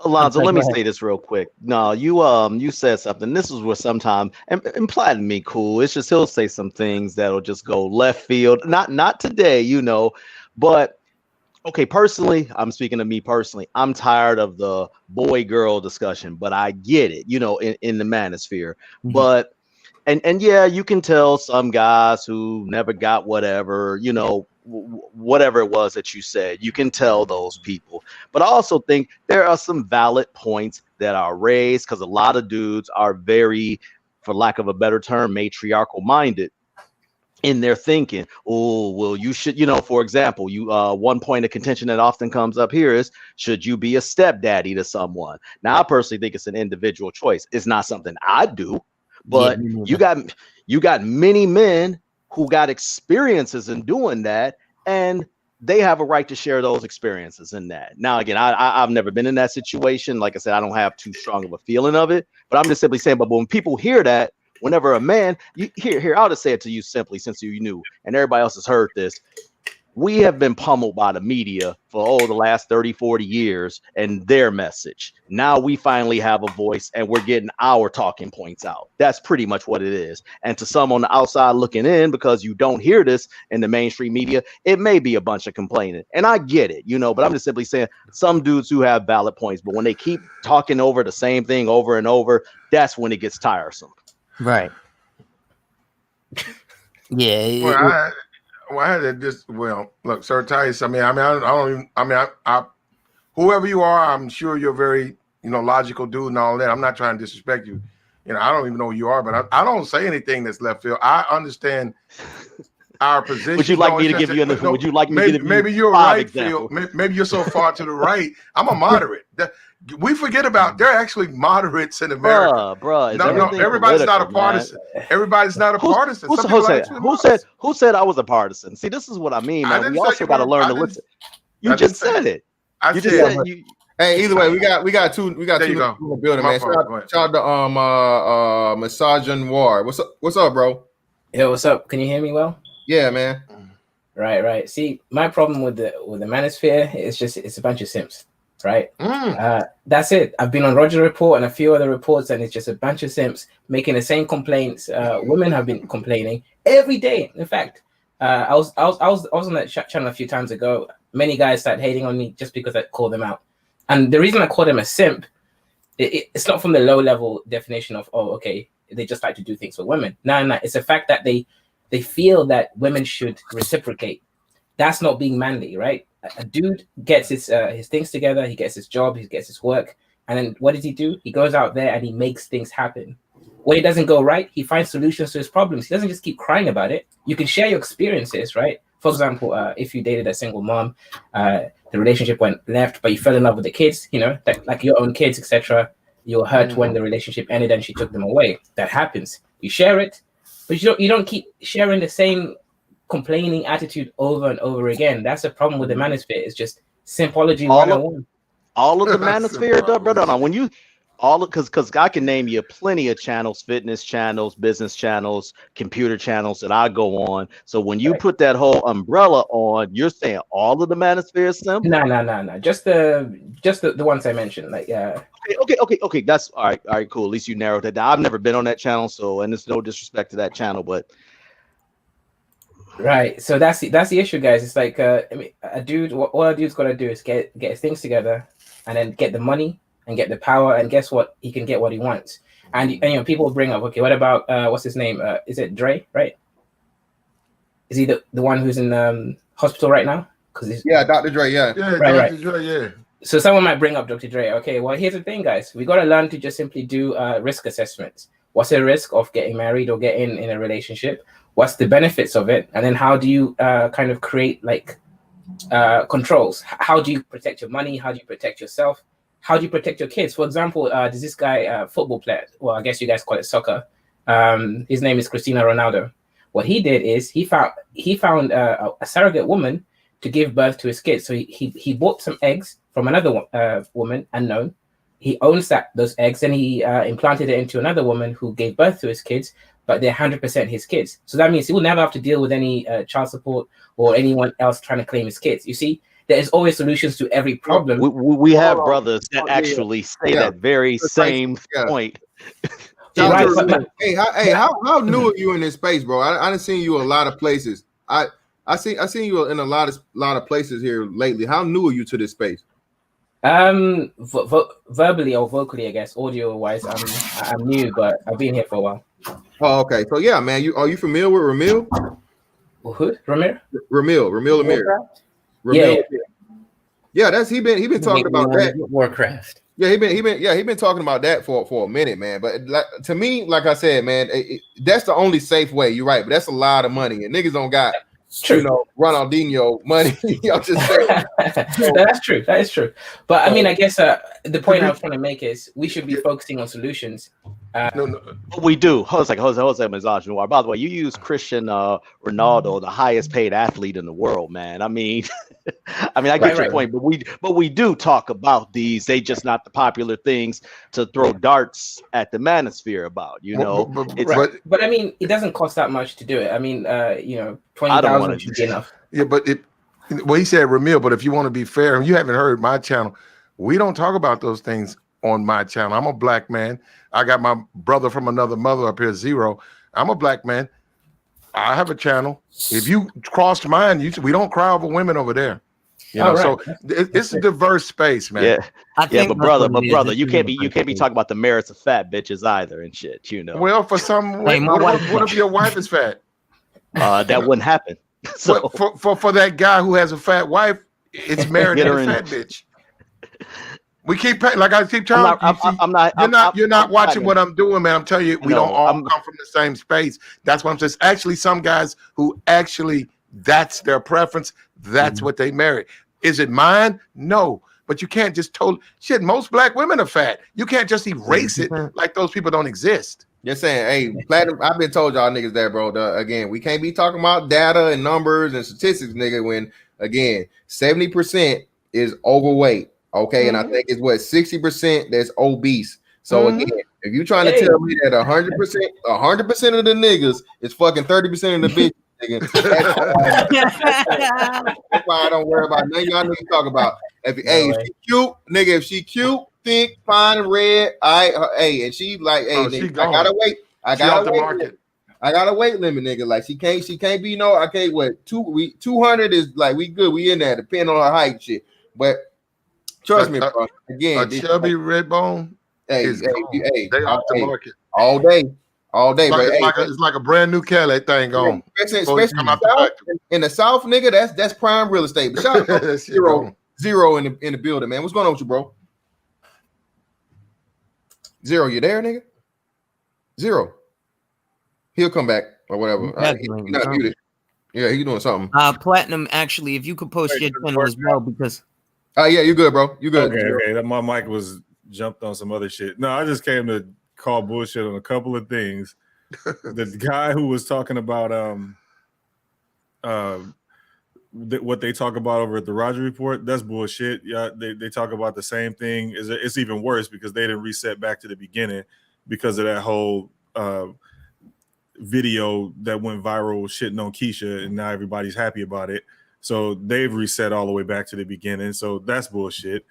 As far as like what Sir Tice was talking about, all these other channels like fitness, no one cares about that shit. There's like tens of thousands of fitness channels, right? But that has nothing to do with anything. That's like if someone made a gaming channel and played Mario Kart all day. That's the same. Those fitness channels are basically in a completely different classification. People like to say or throw it around like it's part of the discussion, but it's not. None of those channels mean anything. They're not really doing anything. Well, and just because they're not hitting the algorithm, they Zero don't mean that they don't. They never will. It's a fitness channel, or it's a gaming channel, or it's a channel about making the best clothes. That type of shit. Those aren't the same thing as the conversation that's being had in general. Across the manosphere. I'm talking about white and black side. Then, as far as like the real estate shit, it's funny because it seems like it's 90% real estate niggas in the manosphere. It's like y'all not understanding. All y'all niggas in the same box. It takes money to engage in real estate. Lots of it. You can make money doing it. You can make a lot of money doing it, but the requirement to even engage in it is lots of money. You have to have money before you even do it. So it basically sounds like a bunch of made it niggas flexing general knowledge that's unusable to people who just don't have it. It's fucking ridiculous. And then y'all get mad about it. And it's like, so what? If niggas had money to engage in that type of in real estate endeavors, they probably wouldn't even be here. Like that's just what it is. As far as like the solution talk, nobody want no fucking solutions. Y'all just saw what just happened over the last 3 months. Again, as soon as that video went viral, everybody reset because you can't even start to even talk about a solution until you reach the point where you actually start talking about what's happening, the reality of the situation. It's a biological problem and everybody knows it. And as soon as it gets close to the biological shit, everybody tunes the fuck out and they want to go back to asking chicks questions about why they get mad when a nigga come home from work. Like that's stupid. So all of the like things that people talking about with the solution talk or these type of channels that help, they don't help. Like, people are trying to solve a problem and you can't get there because nobody wants to address the problem. You know what, Zero? It's like church. Everybody go to church and then they get out of church and they do everything that they claim they were against or they're opposed to. Yep, that's true. Yeah, but they do go to church though. They do go to church though. They will show up and he'll preach and they'll say, my daughter ain't gonna be a single baby mama, and all, and next thing you know, she's up in there with the baby, 2 years later, right, with the baby right there at the church. Yeah, but anyway, just 1 + 1 = 2. Like, if you see that something is a problem and then somebody addresses it and says, well, this is the actual problem. Like when y'all was talking about the welfare situation. Welfare doesn't help anybody. Anybody that knows the history of welfare, communism, socialism, all synonyms, understands that shit will never work and it never has worked. In fact, socialism, communism, welfare, all synonyms, again, has killed more people than every war in the history of the world. Bro, I mean, just China alone, 200 million people died. Bro, again, they dropped two atomic bombs, bro. All right, 2 of them. And I think it capped out at 130,000 people or some shit, bro. 2 atomic bombs, the most fucking destructive weapon in the history of mankind. And like you said, and the majority of those people that died, bro, died in the most horrific way through fucking starvation, bro. Right. They died through fucking starvation. Okay. In less than 10 years. But here's the thing. We can agree that welfare caused the downfall of Native Americans, Black people, even white people. We can understand that. We can look at the stats. We can look at all of the historical data, the information. All makes sense. Everybody can agree on that. But then when it comes to right now, current day, are you saying, and people are saying, no, welfare is bad. We got you, Platinum, actually kind of low-key caping for welfare, saying, no, it's good if you need it. No, it's not. It trains you to take away your independence. Well, I agree with that, but I'm saying some people, we do live in, it goes back to my point. Do we live in a free society? So I'm saying at some point, people have a right to live. Did you know that welfare is communism isn't a free society. So the more we move towards that, the less free you become. The more you take for free, the more of your freedoms you give up. Give away. If you take Zero, nigga. You take free medical coverage, and they get to dictate what you put in your body. That type of shit. That's true. I mean, yeah, we can look at that, but when you say talking points, no, hold on, you're gonna always have abuse. Okay, they could say, "Oh, we have a whole lot of this PPP loan abuse that's gonna come out in the future." People are gonna abuse things. People, we have thieves, we have people who murder people. They're not supposed to do it. They do it. Yeah, but hold on, but Platinum. Let me read this first, and then we'll get to it. Shout out to Fast as Life for another 199 super chat, bro. No problem when you trick because cash is a mouthpiece. Shout out to him. Shout out to Public Lighting and Power for the $2. Thank you. Real estate is easy money. Great stream. Appreciate you, brother. If y'all want to start doing these business streams, man, hit my email up. My email is out there. Mr. Fantastic 824 at Gmail for anybody that wants to do a show, whatnot, what have you, man. Like I said, bro, my platform is, for you guys. So if you have an idea for something or whatever, whatnot, what have you, bro, hit my line. I've been told y'all this. I ain't gonna beg y'all niggas to come on my shit though. Not gonna beg it. Not gonna happen. But to Zero's point, man, listen. People need to learn and listen, man. That's not me. Hold up, that's me. I'm sorry. Yeah, you got the motherfucking orchestrating that motherfucker. It was kind of the perfect background music to what you. Yeah, nigga, I thought we was finna get shut down. I didn't know what I'm looking for. What you listening to, bro? Some Chopin or whatever, some Bach. That was my page intro. Okay. Wow, Platt, you know who Chopin and Bach is? I'm impressed. I put it up there with a picture of Kobe letting folks know about, life insurance and it's not too late.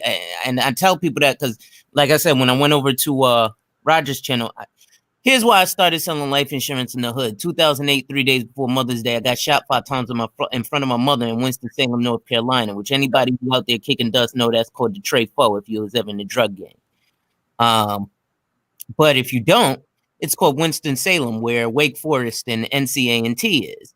But you know, but I want to go back to I think it was Platinum who and Zero, yeah, we're talking about, you know, the welfare state and things of that nature. And the problem is people do have that freedom to abuse it, right?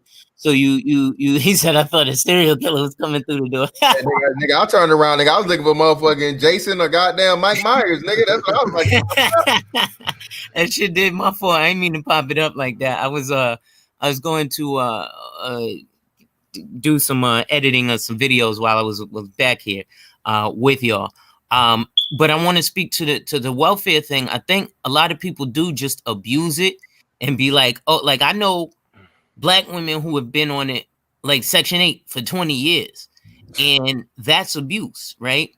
But then we look at, you know, the again, for lack of a better term, media who has portrayed Black people as being abusers of it.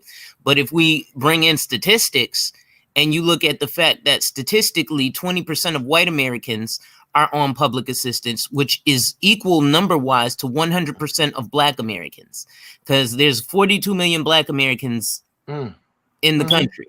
There's 42 million white Americans on public assistance. So 20% of them is 100% of Black population on welfare. No, we've discussed this in detail. Hold on, yeah. Let me read the super chats and I'll get into that, brother. I'll address that real quick. Gonyo, goddamn. Okay, Gonyo. All right, brother. I think that's what it is. If I butchered it, I'm sorry. I appreciate the 499. We give away our freedoms in the name of imaginary security. Yep, that's all it is, bro. And Zero, the Bible says you can't defeat feminism. Get them out of here. Go. Alonzo, this is the point, though, bro. This is one of these cases where the rate is far more important than the total amount of numbers. Yeah. This is because again, you have too many. When again, you a smart brother, you in real estate, and you know all this shit, whatever. But this is what I say, and maybe it's a perspective that you just never looked at this way. 50% of white people. Right, let's say 100, because like it's actually 6-1, but let's just say you got 100 white people, you got 10 Black people, right? If you kill 50% of those white people, 50% of that would be 50, right? For the white people, 50% died, right? And only 5 of the Black people died, right? Okay. But who has more people left over that can still build back up quicker to the 100 people? You see what I'm saying? Black people, yeah. That's what I'm saying. The Black people, when you have the majority of that's the problem. Right. We have too many of our people depending on the government and having that government mindset. So when you say the white thing, even though it's true, right? It's true. The percentage of white people from the totality aspect of it, that's factual. But that's not what's important. The rate is far more important because more of us are impacted at a percentage or rate wise. And what we're trying to do is change the whole mindset of where you get the mindset down of that. Okay, well, I'm on welfare, because what you're doing, and I'm saying you're doing it intentionally, is when you use that argument, everybody that's on fucking welfare that didn't even know this, has no ideas about numbers, percentages, none of this shit, right? They can not have any type of intellectual conversation. They hear a brother like you come along that gives them the information, and they wave that flag, just like you said, for 20 fucking years, bro. For 20 years. And there's another thing that I can promise you too, is if you buy that, the same thing we all know about the projects, we all know about Section 8. I had a young sister that came on here and said the same thing, bro. Where I'm from, Macon, Georgia, bro, I've seen 3 generations of women in fucking the projects, bro. Grandmama, mama, daughter, and the only reason I didn't see the baby grow up into it is because I left home. You see what I'm saying? I was no longer in Macon no more. So you're right and you're accurate, but again, contextually, the most important part, and this is why we stick to the whole Black thing and not make the comparison, because white people, because the biggest thing and the biggest issue of point of failure with us is trying to compare ourselves to somebody else that doesn't have the same circumstances, the same situations, or the numbers. Yeah, I mean that's like statistics. That's a problem, because like Mr. Fantastic just said, it's they've got far more people than we do. So when they succeed, they succeed big. So it overcompensates for even if it's a lot of people, for the smaller percentage that are on welfare. So the thing with welfare, I mean, some people need it. If you're disabled, for example, 100% you need it, right? Sure, you can still work and find ways, but I would say 100% give any disabled person 100% the welfare. It doesn't matter whether they want to work or they can't work. If a nigga can't see, or if he's got legs that can't work the usual way, they should get it. But everybody else, cut it off. Well, what about okay, hold up. Okay. Following that. Okay, a woman with a child. Cut it off. Do you know what? Okay, so here's the thing. Right? Okay. But see, when you say that, though, wait, no. When you say that, it might sound good. You know, you can't have a rat. You're not being honest. Yeah, because that's not going to happen in this country. We're just not going to do that. We're not going to tell children you starve because your mother didn't marry the man who impregnated her. We're not going to do that. We've told businesses that they couldn't open. We've told businesses they couldn't open legally. So I mean, what do you think? What makes that type of attitude right there is how you lose your fucking country. Right there, where you say we can't do that. Yeah, sure you can. Right. See, zero. Look, just like why you guys, hold on. You guys can have that conversation, but a fair-minded person is going to say, "Wait a minute, you guys are not being." Honest or realistic, saying that the government's going to say your children can starve because the woman did not make good decisions with who she made it with, or a man who can provide for her. When you run out of money, yes, that's what happens anyway. Exactly. When you run out of money, see, that's the thing. You're in the military, right? I'm listening. I've been in the military. I know about seen what happens when a country runs out of money. Not poor countries. Yeah, I've seen that. No, not poor countries. Greece was not a poor country, and neither was Venezuela. I was going to say Venezuela. You ever seen talking about recent? Yeah, Venezuela is recent as 2000s. Venezuela's money is on the street. But Venezuela is like the last Olympics. Yeah. Okay. Hold on. Venezuela is what? That's not third world? No. No. Venezuela was held up as a model of economic prosperity. Yeah, in 94. They got skyscrapers and all types of shit. They got new technology, rail system that was better than most of the world's. Like, what do you mean? No, they were not third world. They are now, though. They are now, yeah. And Greece was definitely not third world. Definitely not. No. But you see, like I said, if you ain't never seen what happens when a country runs out of money, and America damn near did the same thing back in 2008, and we're on the verge of doing it again. You run out of money, then no one eats. Then it doesn't matter if you say fuck them kids. It don't matter if you don't do this or do that. And again, you're not even saying fuck them kids. You saying no, bitch, go get a job. Exactly. Yeah, again, you basically saying no, China, go sell some pussy if you really want to make it, and you don't want to be. If you want to exclude men from your life, and you want to compete directly with men, and just collect welfare money from them, no, bitch, go sell some ass. That's what it means. It doesn't mean you just basically cutting bitches off welfare. Doesn't mean you fucking disowning kids. You say no, bitch, take care of yourself. Yeah, you're making her be responsible. That's what what men have to do on the daily. Again, I'm watching. Let me say this. I see something in the chat from another content creator, and they're just saying, wow, and I can't believe you guys are saying this. And this is one thing I noticed with do people think that you just print money? I mean, exactly.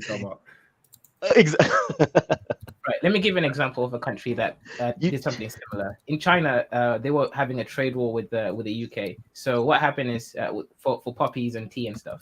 So the UK flooded the country with poppies, right? Opium.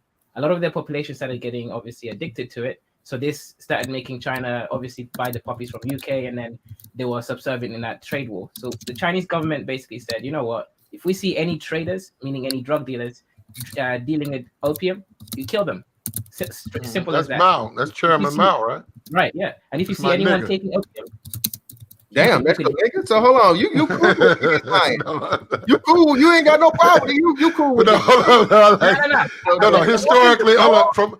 From a study of history, you know, I mean, like I said, I'm a moderate, but I'm just saying. You said under what they practice. Wait a minute. Under what they practice, right? Now, I'm not communist, but if you go by what they practice, I fucks with Mao. I was like what he did because he was like, hey.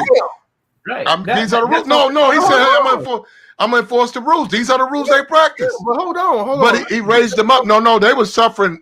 Hold on. Till he showed up, they were suffering. Wait. Let me read this and then we'll get into this shit. That nigga starved 200 million people. Yeah, bro. Thank you. Wow. Yeah, I'm thinking about that part. I'm thinking about. No, he's okay with that, but not okay with saying, but not okay with. I'm an American though. I'm not. This nigga crazy, man. No, I'm not. Hold on. Shout out to Gary Grant for the 5, man. Appreciate it. Big up, young fellow. Happy New Year's from the old guy. Yeah. Brethren, appreciate your brethren. Listen, Platinum, again, brother, like you just said, you can't be cool with the motherfucker that's killed like more people than I don't even know, man. It's crazy, right? Yeah, it's a bird shortage too. He got rid of a certain, I think, a species, and he wasn't fucking around. But yeah, man, you can't say that's your nigga. He cleaned it up. No, he ain't China. Look, bro. No, he didn't. By the rules they were living, the government. You trolling. Let's move on. I'm done. I'm done. Yeah, he trolling. See, you know what? No. You guys got to have an open mind. Fantastic. What are we closed-minded to? Listen to me. I told you. I said I was born here, right? This is what we practice here. I understand our government. Okay, now we got democracy, right? So the Democrats run. See what I'm saying? I'm very, very open to it. They're in charge. They're going to do what they do. I don't agree with that. Saying a woman, and I can't identify a female as a female. She's ambiguous till she decides what. I don't agree with that nonsense. So you basically saying you a fit in nigga, no matter what kind of government happens, you okay with it. Yeah, you okay with fit in nigga and all that other shit. Yeah. I'm a fit in nigga. Yeah, no, I'm an American citizen. Right. So if you're that's what I said I am. Hold on. If you're an American citizen. Are you an American citizen? Yeah, I am, and I care about my that's what I am. I'm an American citizen too. Platinum. Listen, when you say that, man, you have responsibilities, bro. Especially like you said, we take the oath to get realistic from enemies both foreign and domestic, right? Exactly. So if your government is not doing what's for withholding the Constitution, bro, things that are fucking illegal, we as the people, again, the government works for the people, not the people work for the government. I got you, and they'll have an opportunity during the midterms. But fantastic, you don't get to determine who you fight. You got superiors; they determine who you fight. Okay, I heard what you just said, foreign and domestic, but you don't get to make that distinction. They do. You actually do, because foreign and domestic means that if motherfuckers over here are trying to take your freedom away via welfare, then they're the enemy. What are you talking about? Zero. Okay. Well, go right ahead, Mr. Zero, and I'll write you, and I'll put 20 on your books. Look. You got absolutely no chance individually. I already know where I'm going with it. Like, again, come on, man. You're not being fair. I mean, you want to have again. My freedom will never be taken. I'll be dead first. That's how that's. Oh, well, that's work. Different, though. You know. Then all you niggas can inherit your welfare and starvation. But look, I'm simply saying, I was born in America. When I look at another country and what they practice and they do certain things, I said, well, I see what he's trying to do. See, you know what? You really can't. Hold on. You really can't really have with your mouth around somebody else's dick. Let me say something. You really can't have these conversations because people don't want to be honest. Okay. No, you trolling right now. You not right? Yeah. How are we? Now I'm trolling. You can say that all you want, but you're trolling right now. So you're trying to tell me Mike Tyson has a tattoo of Chairman Mao on his arm? What does that mean? Who gives a who? Right, like who cares? Yeah, he also has a tattoo on his face. Yeah, we got that in Hawaii. That's some tribal stuff. And an IQ that's not 3 digits. More like it's 3 digits, but he got a bank account that's that's a 9. See how that shit? That's masterful. Nigga just took us to Mike Tyson. I'm saying, nigga trolling, man.